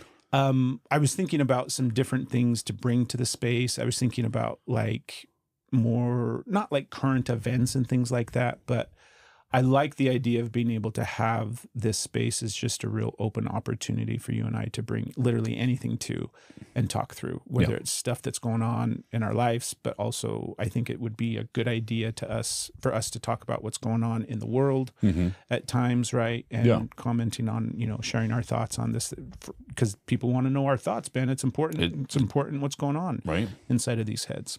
Jimmy Carter died. I know. I think I saw that one recently. Didn't he that? was 100. Was he really 100? He was 100 years old. Wow. Right? Yeah. I wonder, because it's current events, right? This just happened the other day. I wonder if what the oldest living president. I can't think of a lot of. I mean, I could look. I'll get on there. So, like the oldest living president. Well, not living now, but what president has lived the oldest? Okay. What was the oldest president? Well, I guess that would still be. How old are you at that time of being president? Which president has lived the longest? There you go. Put that in your search engine. President. Have you switched over yet to ChatGPT, or are you still using Google for everything? I still use Google. Right. I'm trying to get myself just 100% over to Chat because it's always better. Is it? Yeah. I feel like Google is ChatGPT's like stepsister or something. Like she just does not work well anymore. Lived the longest. She's like Jimmy Carter had the longest lifespan of any U.S. president. Really? Yeah. James K. Polk had the shortest retirement of. That's right. He died 103 days after leaving office at the age of 53. The youngest president to die of natural causes. I'm surprised it doesn't take more of them out sooner. I mean, you watch him; it just ages him so much. Like you watch, like Obama. Yeah, like his Obama 2 terms. Dude, 8 years look like 20 on that guy. I think as you were bringing up Carter and bringing up, he's the oldest. They just passed away, 100 years old. I'm like, well, that makes total sense because he turned his life into service. Like what was his nonprofit that was building all the houses? I don't remember. Right? Yeah. But he that did was a ton deal. of stuff. Yeah. Did a ton of. I mean, he's a Nobel Peace Prize, recipient. That has been one of the things, because I've been thinking a lot lately. There's been so many things. So the way Craig's life works is beautiful, right? Where I'm constantly getting information fed to me from all these beautiful sources. Some of them, are podcast related. They're conversations with people. I'm just open to receiving all sorts of insight and information all day long. So it's great. And one of the things that keeps getting reflected back to me that it's like, I get so wrapped up in my stuff. I'm all wrapped up in what's going on in Craig's world. And that's when things get really stressful and chaotic for me. When I get real, like when I'm in those codependency moments and I'm spinning in all of that, people, like those moments, I'm really enmeshed in my ship. And it's the remembrance of how important service is and how important it is to get out of that headspace and get into the headspace of like giving things and service and helping and so that is a big goal for me this coming year, is looking for opportunities of just service, just getting into the space of like giving, just giving and giving and giving and giving and giving and giving from that kind of mindset. Because I think not only do I get the opportunity to get out of my fucking headspace, right? I'm zooming out of this fucking crazy shit show town over here sometimes. I'm going on vacation with my own brain. That is not where I want to spend the majority of any amount of my time. But I also think, and it's what I get reflected back through all these different means of people talking about it. And like, that's the trick. That's the thing, right? Turning your life into that type of service mindset where you're constantly giving of your time and your energy and your love in whatever form or fashion that looks like. Of course, within the scope of healthy boundaries, of course, within the scope of taking care of myself and all those kind of things. But that's going to be a real big thing for me this coming year. And I was curious if maybe you have thought to yourself some things that you want to do this coming year, not necessarily, what's the word? Like resolutions or anything like that, but just more of like some things that you want to work on this year.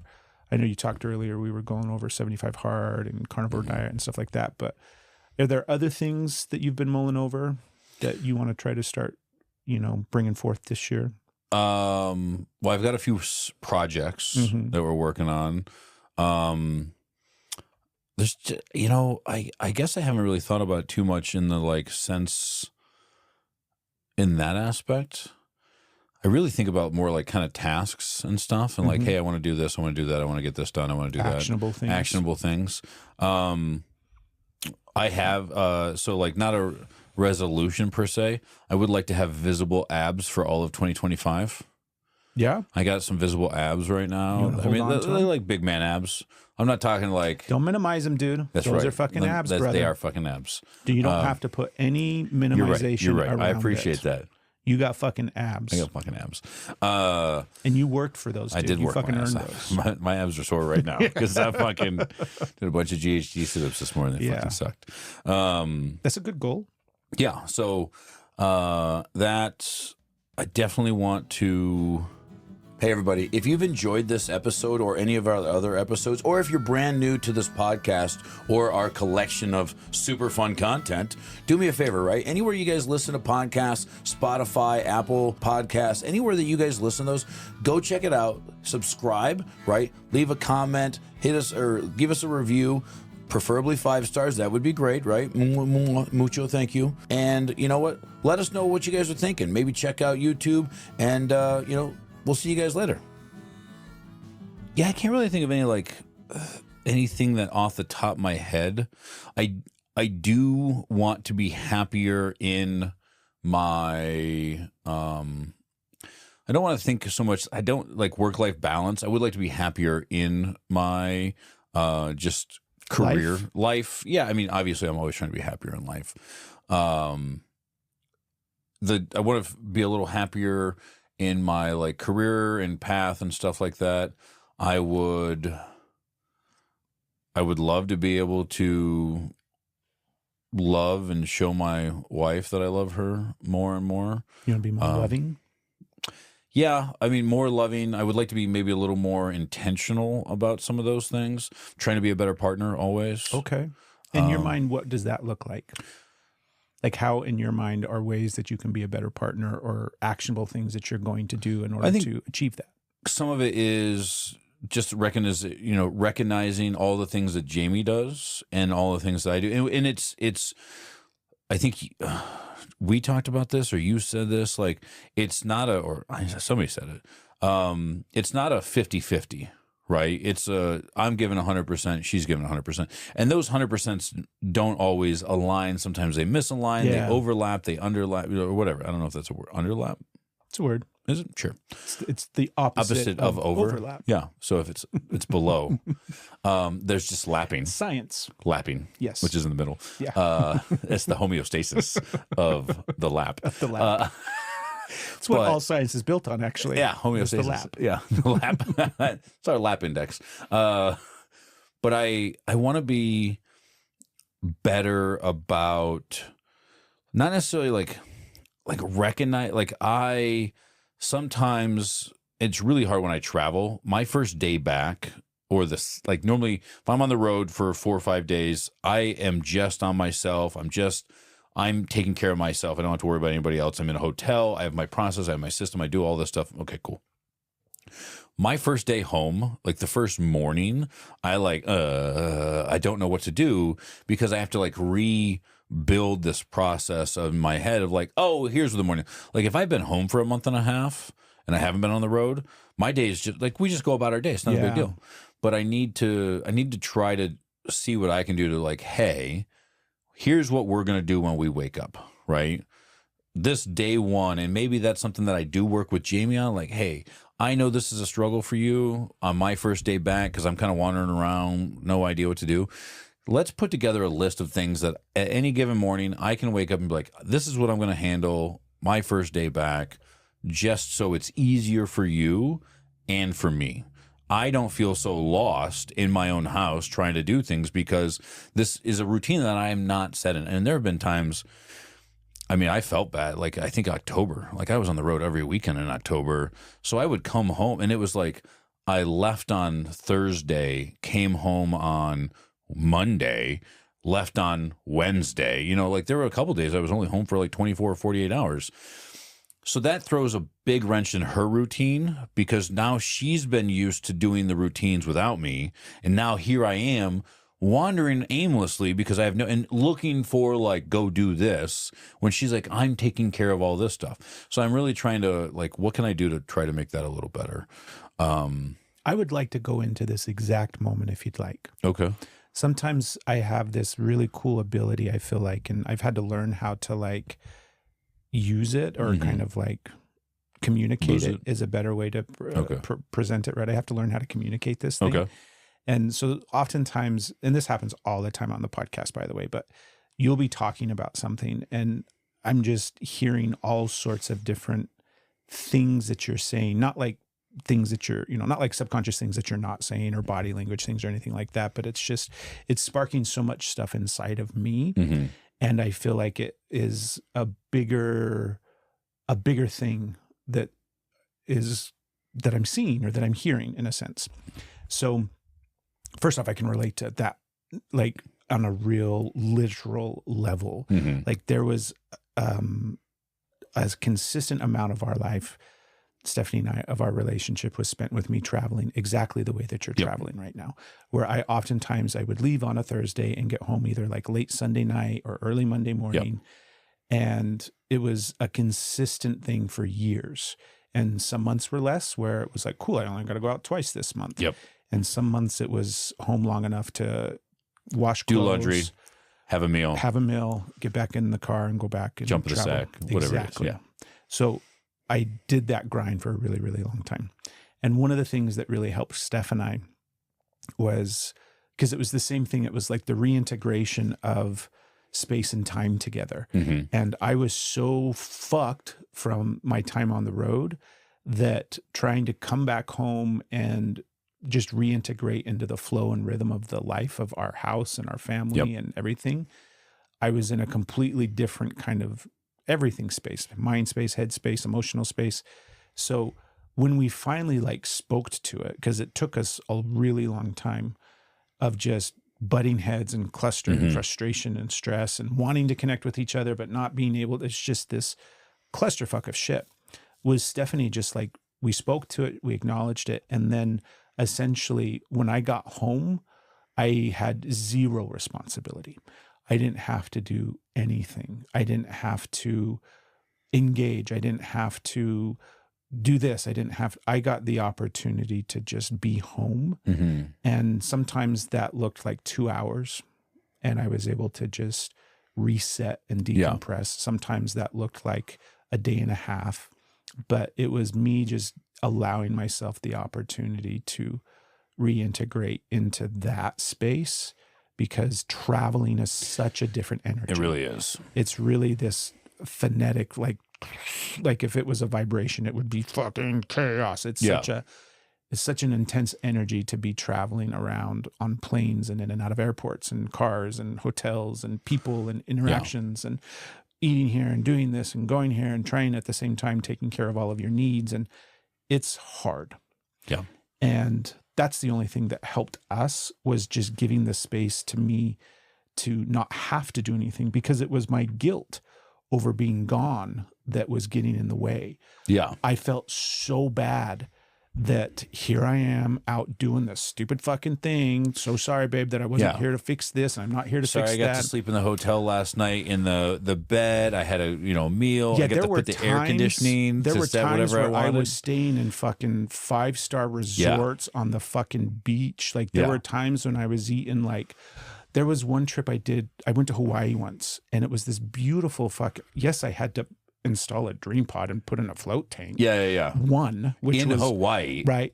And because of the length of flight, the trip had to be not extended, but it's like, in order to accomplish the job, which takes a day and a half, if you have to let everything. You got to be there for 4 days. Exactly. So I got some extra time in fucking Hawaii. Not because I planned extra time, just because of the way that works out. Well, holy shit. What a gift. What an experience. Great people there. I mean, literally, it was the couple that put the float tank in. It was in, I think they're still open. I can't remember the name of their place, Float Hawaii or something like that. But their spa, their center was in the basement, and they lived above it. They lived above their business. So I stayed with them as well. And so when I got done doing what I was doing, well, let's go down to the beach with the kids. So we spent time down at the beach. And then on the way back to the house, they're like, oh yeah, our friends are having a birthday party over at this other beach. So I'm ending my night drinking cold beer, eating like pulled pork pig that was just roasted in the sand, watching the sun set. Yeah, in Hawaii. In Hawaii, surrounded by beautiful, loving people that are just like so welcoming and so giving. And I'm like, well, this is fucking amazing.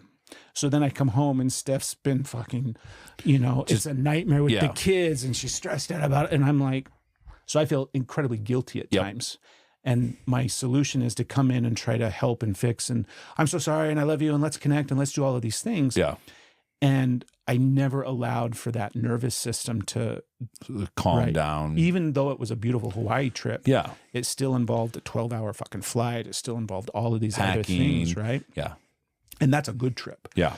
Most of them weren't good trips. Yeah. Most of them were shit trips. Yeah. There's numerous times you're like, shit. Yeah. Like, for every 5-star hotel on the beach was the hostel that I talked about in San Francisco, right?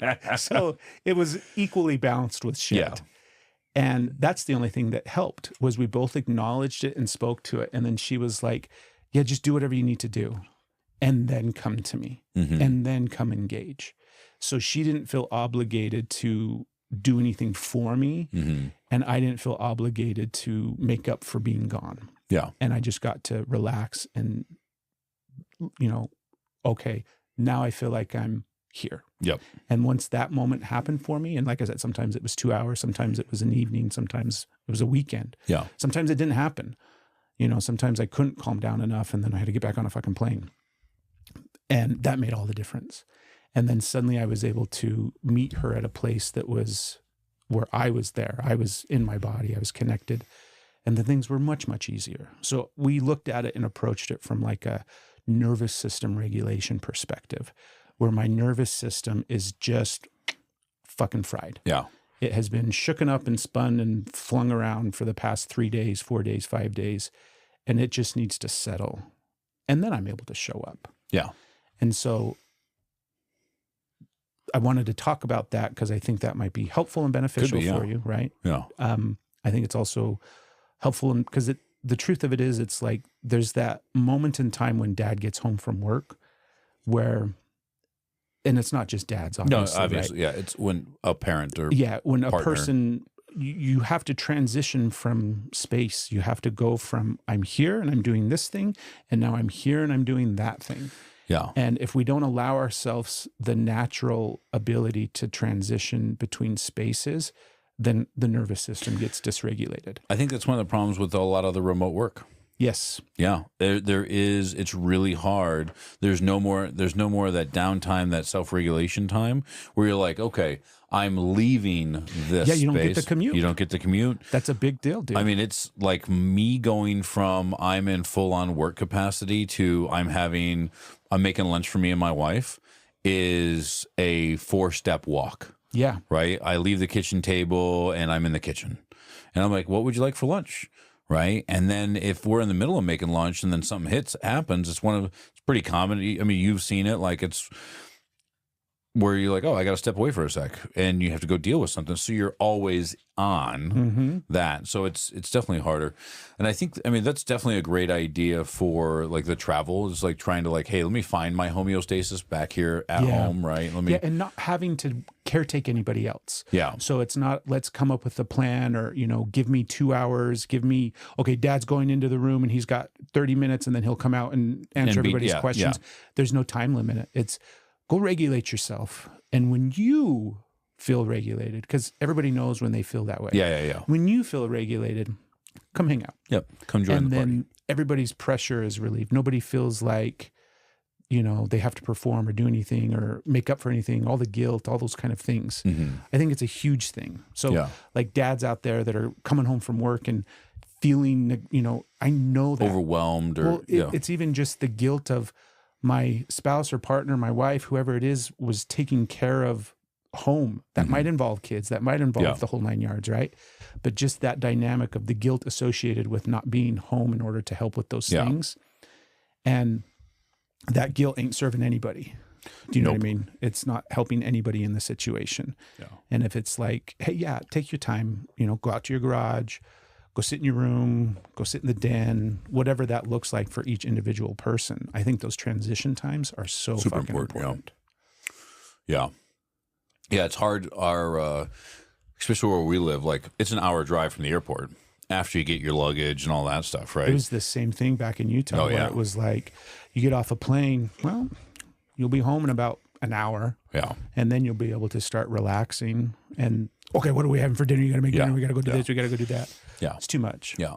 It's a solid point. What did you get? I'll have to look into that. Run it up the flagpole. Run up the flagpole. Right. We'll check with the boss. Put that in your pot. Let that kind of simmer and stew for a little bit. Put that in your pocket. Put that in your pipe and smoke it. Yeah. But they brought up something else too that I wanted to talk about, and it's a little bit deeper because I've had to learn for myself that I was placing my needs onto Stephanie more and more. Like, not even more and more. I had zero awareness of truthfully what my needs were. Mm-hmm. Do you know what I mean? Outside of like real basic stuff, deeper subconscious needs, emotional needs, nervous system regulation, all of these kind of things that are happening behind the scenes of everyday life. I wasn't really attuned to them, but I also had next to no awareness of what that looked like in order to meet those needs myself. Mm-hmm. So I wasn't taught how to do that. I was taught how to meet my needs through other people. And so I would regulate my nervous system through Stephanie. Mm. And obviously that's just learned behavior from childhood. Yeah. But I had zero awareness that I was projecting that onto her. So oftentimes I would get really clouded in trying to come up with, like, it would be like I was trying to solve things in our relationship together, of course, like trying to, okay, we're trying to tackle this problem that we're dealing with in our relationship. Mm-hmm. And oftentimes they were things that just seemed like we could never really get figured out. You know how sometimes you come up with a plan and, okay, this is the plan. We're going to fix this problem with this thing. And then it kind of doesn't work out. And it kind of, and then you're like, okay, well, we got to come up with a new plan to fix this problem. Because this problem keeps coming up over and over and over again. A lot of those problems that I found that kept coming up in our relationship that we would try to tackle from a perspective of relationship really were issues that I needed to learn how to solve in regards to my own stuff. And sometimes that's my nervous system, but a lot of times that was emotions and feelings and thoughts and experiences that I was processing internally that I couldn't figure out and solve. So I just throw them on Steph, just project them over there. And then if I'm projecting them out onto her, now we're solving a relationship issue and now we're fixing this thing and that thing, but it never quite got fixed. Yeah. Because the actual thing that I was trying to solve was something that Stephanie couldn't solve or fix for me. Yeah. It was me being able to learn how to identify that thing inside of myself as, oh, this is a me need. This is a thing that I not only can identify within myself and a need that I need to have met. And then the next part was I can meet that need. Nobody else has to meet that need for me. Some needs I can communicate to Stephanie and she can help me meet. Some needs I can communicate to her and she can support me in me meeting said need for myself, right? All those kind of different things. But the real big difference that started to help me was recognizing how much I was just simply placing into her lap, placing at the feet of her, sometimes literally in the sense of like, it's her responsibility even. There was a lot of times where I was blind to, and I'm just like, well, this is your fault. This is your trust problem. fall, catch me. Well, even just like this is a you thing. You need to fix this and then we'll be okay. You need to fix this and then our relationship so it was this weird dance that we did for a really, really long time. And it's only within like the last fucking 2 years or something that I've been able to kind of really sit with and own how much of my simple, especially emotional needs. I think that's one thing that is incredibly common for men because it's so difficult for men to, first and foremost, even really understand what their emotional needs are. Mm-hmm. Like that is something that I think men in general, and it's not just men, it's society as a whole, and it's also something that women experience as well. But let's talk about dudes. Right. Yeah. It's brave men dare. Yeah. But truthfully, it's brave everybody dare. Brave person dare. Right. It's brave person people dare. Yeah. Brave people dare. Brave human dare. Brave human. What about if you don't identify as a human? Exactly. There's lots of other things out there. So brave stuff there. Brave thing there. Brave everything there. Yeah.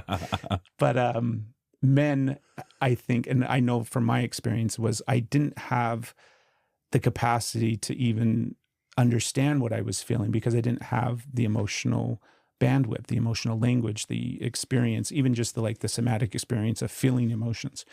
And because the vast majority of my emotional regulation as a child growing up was done through my mom, I just transition that to the women that I'm in relationship with. So you now become the emotional regulator for me. You are the one that helps me regulate my emotions. You are the one that helps me feel better. You are the one that will be responsible for regulating these emotions. All of that was incredibly subconscious. Yeah. Like when I talk about some of these things, it is really challenging for me because it comes with such criticism and judgment where it's like, dude, obviously it's not women's fucking responsibility to cater to the emotional needs of men. Men need, there's this whole rhetoric. I thought that was the whole purpose of what we were talking about. Well, it's brave everybody there. Brave everybody. So I have that, dudes. That fear that comes up inside of me because I think those things too, but I also get caught up in thinking about what other people think. Yeah. And at the end of the day, that doesn't help anybody. The truth is, I think a lot of men experience that. And a lot of men, because a lot of men were never taught how to meet their own emotional need, they use their partner to do it. And that has been a huge shift for me, is learning how to meet my own emotional needs first and then come to Stephanie. And that changed so much. Yeah. Do you know what I mean? That was just like a huge shift in our relationship that we couldn't even really, we're far enough down the line of doing it this way now. Yeah.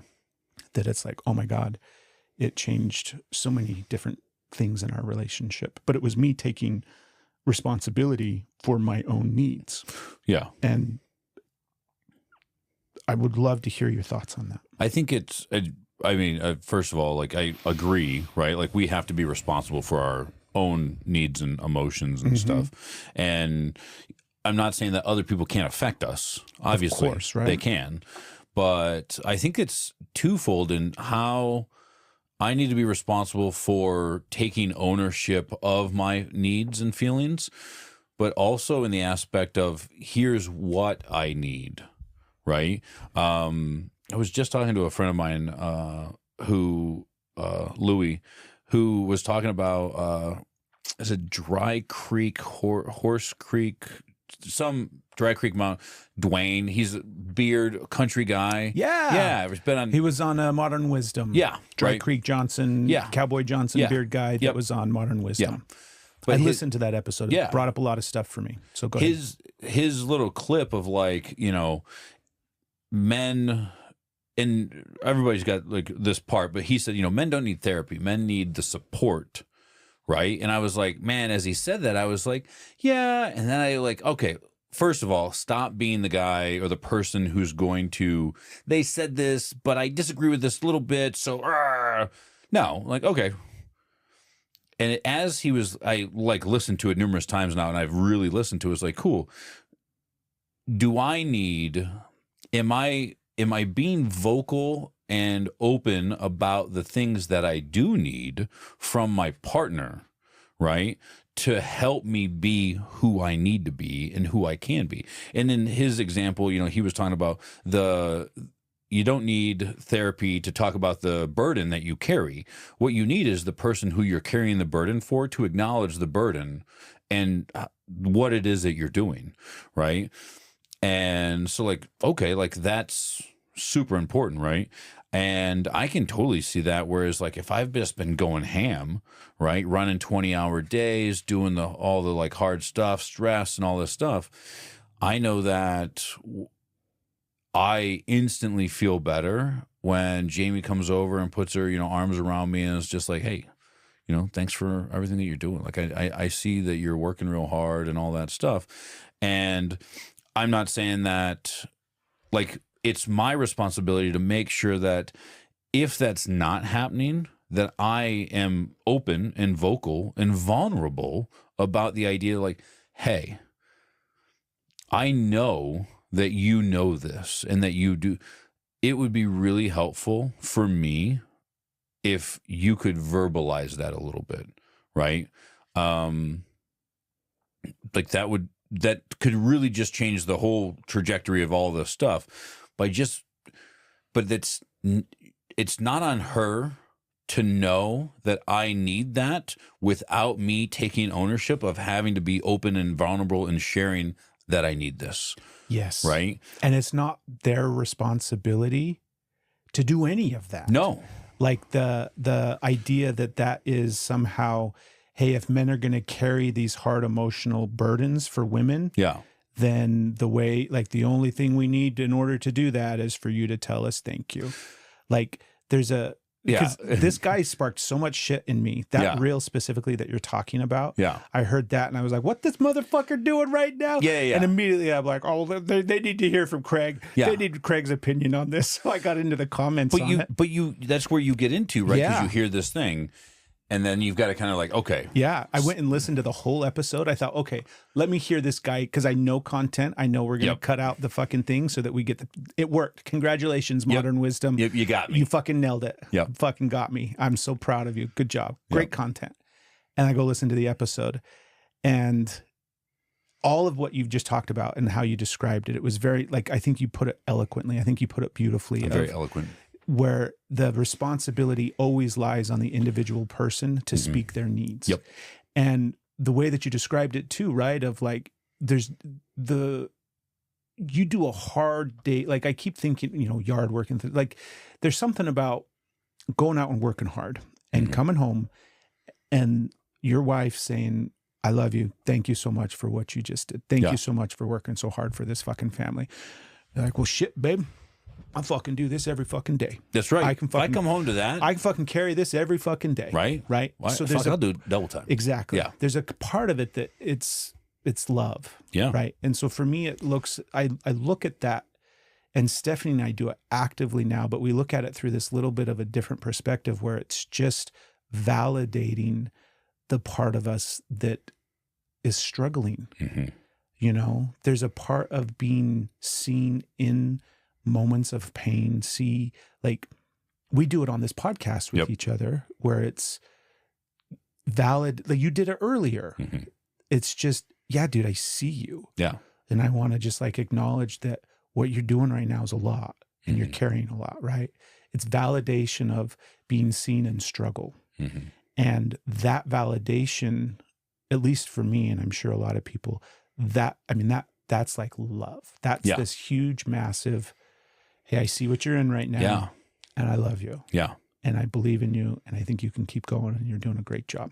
Yeah. It's validation, acknowledgement, right? It's the care of that. There's a lot I think that can be wrapped up into that. And I think that's where the communication between partners and stuff. And obviously, like if you are a man and you're like, hey, and you do your soul searching and your internal work and, the whatever. And you're like, yeah, you know what? I really feel like this is what I need. I need my partner to just give me a little bit more, positive affirmation in like, she sees all this stuff and you bring it to that person and they're like, fuck you. Right. Right. You're like, okay, this would be really helpful for me. And they're like, yeah, I'm not fucking like, you should work harder. Right. And the sad reality is that's the message that most men have gotten. Yeah. Because coming to somebody and saying, here's a need that I have. Can you meet that need for me? Yeah. It's a vulnerable act. It is. And I think men are used to trying to fill the need. Correct. Right. Well, what my message that I got when I was little was that my needs didn't matter. So keep bringing them up if you'd like, but ain't nobody fucking meeting them. Nobody's taking care of them. Nobody's meeting those needs. So don't waste your time bringing them up, because if you bring those needs up, the answer is no, it's not going to be met, or it's going to be met with criticism and judgment and pain. So I learned real early on, check that box. Cool. I'll just meet all of my own needs and not ask for help with anything. Yeah. And then enter in maladaptive coping mechanisms of trying to get my needs met over the course of my life.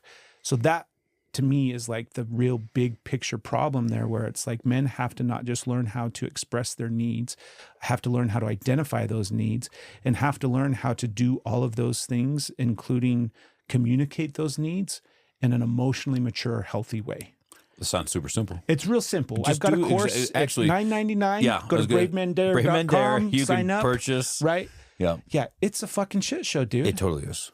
Learning emotional maturity as an adult, it's a fucking nightmare, because it's learning how to do it as it's happening. Well, and I mean, really, if you think about it educationally, I mean, like, we learn more about the Dewey Decimal System than we do about how to express ourselves in healthy manners or how to balance a checkbook. Right. Right. We spend more time caring about the layers of the Earth's crust, Right. than we do on, you know, what is a credit score? Yeah. Right. And why is it important? Or is it not? This whole thing of like the things that we're taught and the things that are normalized in society that are important to not just teach and learn.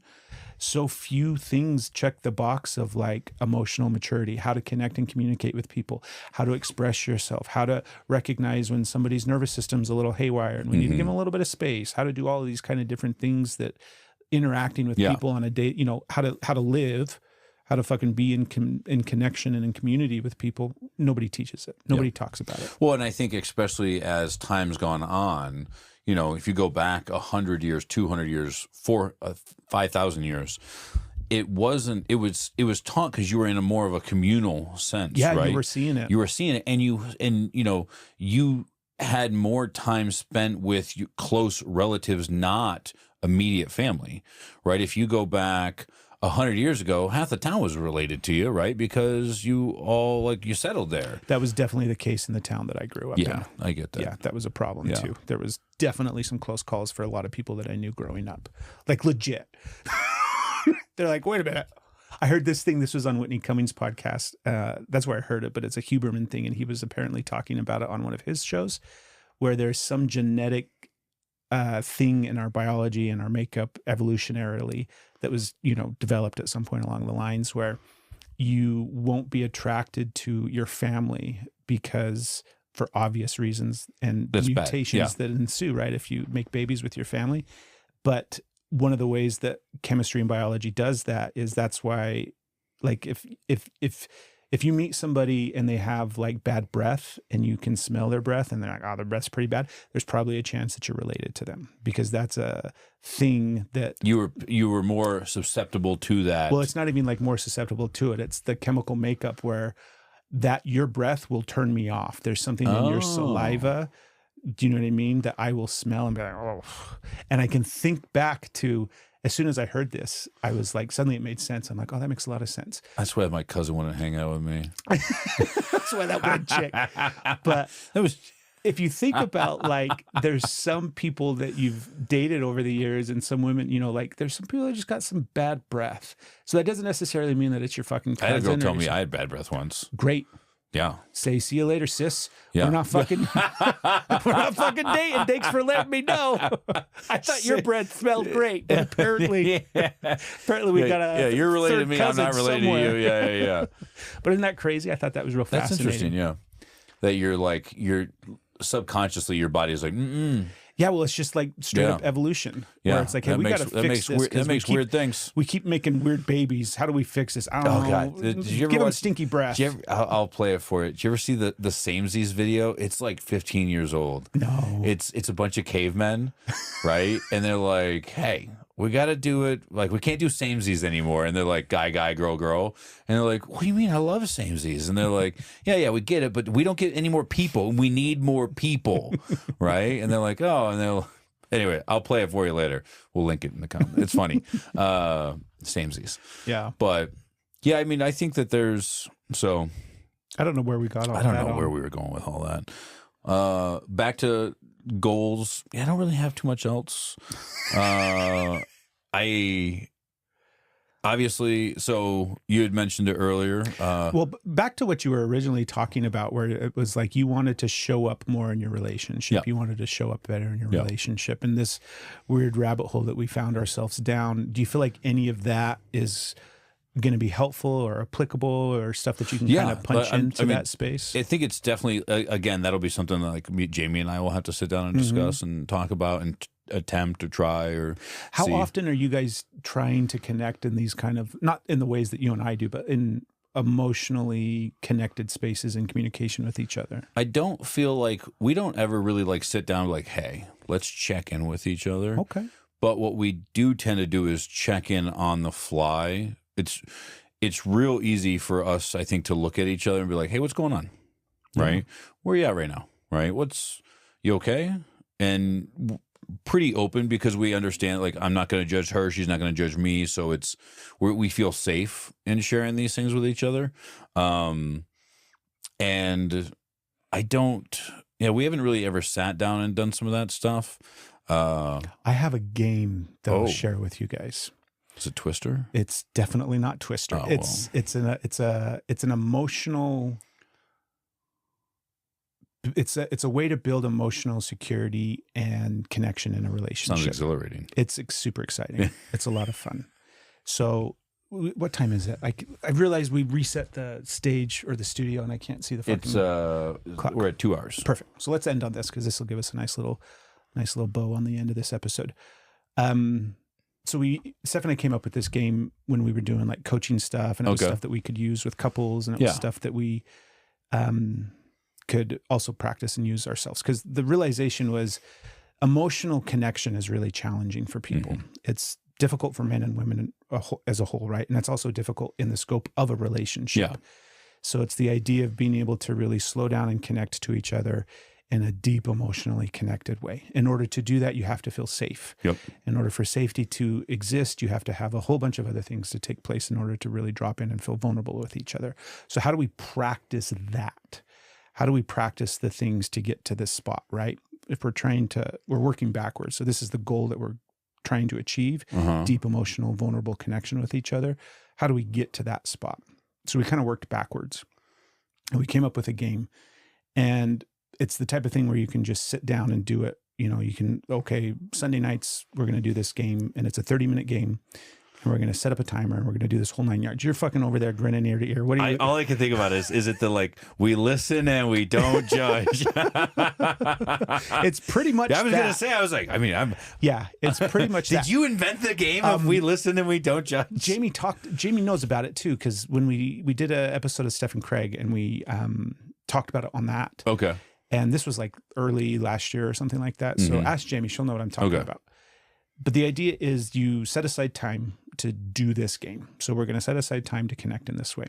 And then you pick who's going to go first. So Jamie's going to go first. You set the time for 3 minutes, and Jamie just gets the opportunity to talk. She just gets the opportunity to essentially vent and express and share whatever the days look like. And the goal isn't to, here's all the reasons that you've pissed me off. Here's all the things that you've done wrong. Here's all the things that you're doing that are bothering me. That's not the goal. The goal is just, here's what's going on in my life. And your opportunity, while she's going for those 3 minutes, is to practice the active listening part. It's your opportunity, because it's twofold. We're not going to create the vulnerable, safe space at the end where everybody is connected and we feel safe with each other, unless we've got the active listening part in place. And that's a skill set. Just as the ability to be able to open up and communicate and express yourself takes a lot of practice, listening to somebody do that takes a lot of practice. Being present with somebody while they're doing that, being emotionally present and engaged with somebody while they're expressing and communicating is a muscle. Yeah. It's something that takes practice. So you've got this game where you take turns, 3 minutes, she just gets to vent about anything. It doesn't matter what. We take away any parameters. There's no judgment, right? We listen and we don't judge for 3 minutes. And then we take a little break. And the break isn't, let's redress and address and talk about what you just said and let's fix that thing. And okay, thank you for bringing that. That's not this. This isn't a space to practice emotional connection. So Jamie gets however long she needs to recover. Usually it's okay. Let me get a drink, come back into my body, because now we're switching roles. Now I'm going to be the one that's practicing active listening. And in order for me to active listen, I can't be in my emotional I can't be fills, thinking about all the stuff I said. right? Yeah. I have to be able to be present in my body and with my emotions so that now I can show up for you. Now we switch. Now Ben gets to express and talk about 3 minutes of his life, his week, his day, his experience, whatever he's going through. So we go through those 2 rounds of 3 minutes. We take a breath, okay? And then we do another round, except this time we're going to go deeper. So the whole goal is we're addressing and getting out all the minutia of the day, oh my God, you won't believe what happened when I went to fucking Walmart and this drove me crazy and I was so pissed off and frustrated. And we're going to get through those things, practicing on surface level things with active listening skills. And then the next round is, okay, let's drop in a little bit more and let's really look at what are you dealing with this week or in this moment or in this month. What is the thing that you've been carrying along with you as you've been navigating all of these other things? Gotcha. And there's always something, right? Yeah. We're always carrying weight around with us. So now you get the same 3 minutes and structuring it in the scope of a game with rounds and a timer is by design because it creates safety. If you and I sit down and be like, dude, let me truthfully, it's kind of like we've done it on this podcast and it's hard, right? Having a container for it and a structure to it gives you boundaries and safeties around it. So Jamie now gets to go for 3 minutes into a deeper emotional thing that she's struggling with and experiencing. And she doesn't have to worry about how she does it. She doesn't have to worry about what she says. She doesn't have to worry about your reaction or response to it. She doesn't have to worry about how it's going to affect you. She doesn't have to worry about any of those things. It's her opportunity to really drop into emotion and have it be witnessed. That's the hard part. That's the chop wood carry water, right? You got to learn how to be able to be witnessed in your emotion and be witnessed in your pain. And then you get to put those ears on and like, okay, fuck, my sole job in this moment is to support my wife with a loving, open space and keep my heart as wide open as I can so that she can just feel. I ain't got to fucking do anything else other than show up for her in this fucking space, right? So you get to practice that muscle. Breathe, relax. Sometimes this round takes a little bit longer to recover from because there's a lot of emotions that can come up in this round. And then when Jamie feels like her nervous system is ready to put on listening ears and show up for you, then you get 3 minutes. And you get to drop into something else. So you've got 2 rounds, 3-minute rounds each. And all of that usually takes about a half hour if you take into consideration you're really breaks, giving yourself breaks, right? Set it, Sunday nights, we're doing emotional maturity, whatever we want to fucking call it. Steph and I had a name for it that I can't remember right now, and it's killing me because it was like, it's a real fucking good name. It's a good name, yeah. Right? But yeah, dude, that alone is essentially what Stephanie and I just do now all the time. Yeah. We don't have to structure around a game. We've worked that muscle enough that we can just go, hey, I'm like, oh shit, babe. Okay, I'm here. Everything else gone. Yeah. I'm with you. What do you need? Thought you were with me. You're throwing shit at me. So try it, dude. I'm offering it up. Giving you the opportunity. Jamie, like I said, as soon as you go home and talk to her about this, she'll be like, okay. She fucking knows. Yeah. She knows what I'm talking about. So a few just clarifying questions. Yes. How are points dictated? Right? Because how do I win? The way that you win is by building a stronger, more connected relationship with your partner. So if you want to do that. So how do I get more points? Right? Yeah. You ask your. What's the doubler? Ask your partner. Yeah. Okay. Right? So the idea is you take that and you build up. So we start with 3 minutes and we work our way up to 5 minutes. And then that's just how you communicate moving forward. Yeah. We're able to drop into deep emotional states with each other and support each other in those places because we've worked that muscle over and over and over and over and over again. Yeah. I'm going to give it a shot. Give it a shot, dude. I'm going to. Yeah. And you guys out there, give it a shot. It's $9.99 at the website right now. It's on sale for the new year. It's a 3-week program. Yep. Takes you through 3 minutes, 4 minutes, and Right. 5 minutes. Exactly. Yeah. We start everything off with we listen and we don't judge. I don't know how they do the clap part. But Right. Yeah. I have loved this episode. This has been great. It's been so good, dude. This has been a great comeback episode. Yeah. right? I'm excited for this. And Feels really good. There's a lot of stuff that we still have to cover. I know. It's going to be a big year. It's going to be a big year. I've got some projects that I'm super excited about. There's one that I wanted to talk to you about that we'll do after the show, but it's 2025 is just going to be fucking awesome, dude. I 100% agree. Yeah. I think it's going to be just a standout year. I totally agree as well. Yep. So we hope Lions that are going to win guys, the Super Bowl. Lions are going to win the Super Bowl. That's right. going to kick off 2025. That's right. That's yeah. When is it? January, February? February. Fuck, I think it's February 6th or something like that. Yeah. I don't actually know what the date of the Super Bowl is. It's going to be during Carnivore February.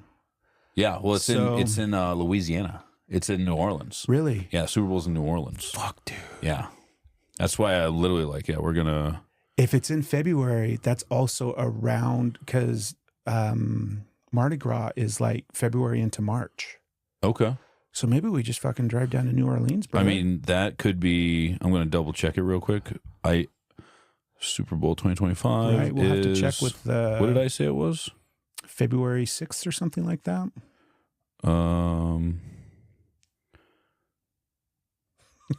See, this is why you got to go. Yeah, I know. This is why you got to. Yeah. Because now I'm just getting a bunch of ads. Yeah, Google and I can't, is dead. Google is so dead. old. So yesterday, dude. It really is because If you're honestly not talking to chat, then you're not talking to anybody. right. I'm so bad Yeah. at all this stuff. I can't tell. Well, we'll figure that out later.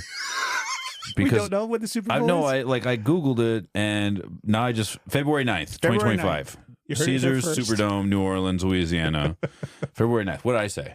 6. It's the fucking dyslexia that got me. Right? Yeah, it's the upside down. 69. Yeah. It's just upside There it down. goes again. It's the 69 that got you, Ben. Sometimes that is what gets me. Thank you, everybody. bravemendare. I don't think we have our website up yet. We'll probably get that website up this year. The 2025 thing. Right? That'll be a Pillar thing. year. That'll be a goal. Hit us up. You can email us anytime with questions, comments, anything like that for the podcast, bravemendare@gmail.com. Go follow us everywhere that you follow podcasts. Truthfully, the thing that helps podcasts really, really grow and expand, obviously listen and all those kind of things is amazing and wonderful. But share the podcast. That's Sharing the thing is that caring. all social media really looks for. Like this is like insider baseball. If you really like content and you want to support those people that create that content, share that piece of content outside of the app. So if there's something on Instagram that you really like, yes, send it in a message to your friend. Like that's a good thing through Instagram. But if you copy and paste that and you share that outside of the app and send a link to somebody else, the algorithm just fucking goes crazy for that. The best way to do this really is take the thing that you like and you put it in an email chain and you tell people if they don't forward it to their 25 closest friends, they'll have bad luck for 7 years. So we get the email chains going again. I love it. Dude, the email chains were the fucking thing, man. If you don't listen to isn't this that how episode, you met a girl? That's how I did. You lost your virginity to an email chain. Exactly. Changed And my life. Here you are. Right? Fuck, dude. We'll see you guys soon. Later, bud. Love you. Love you.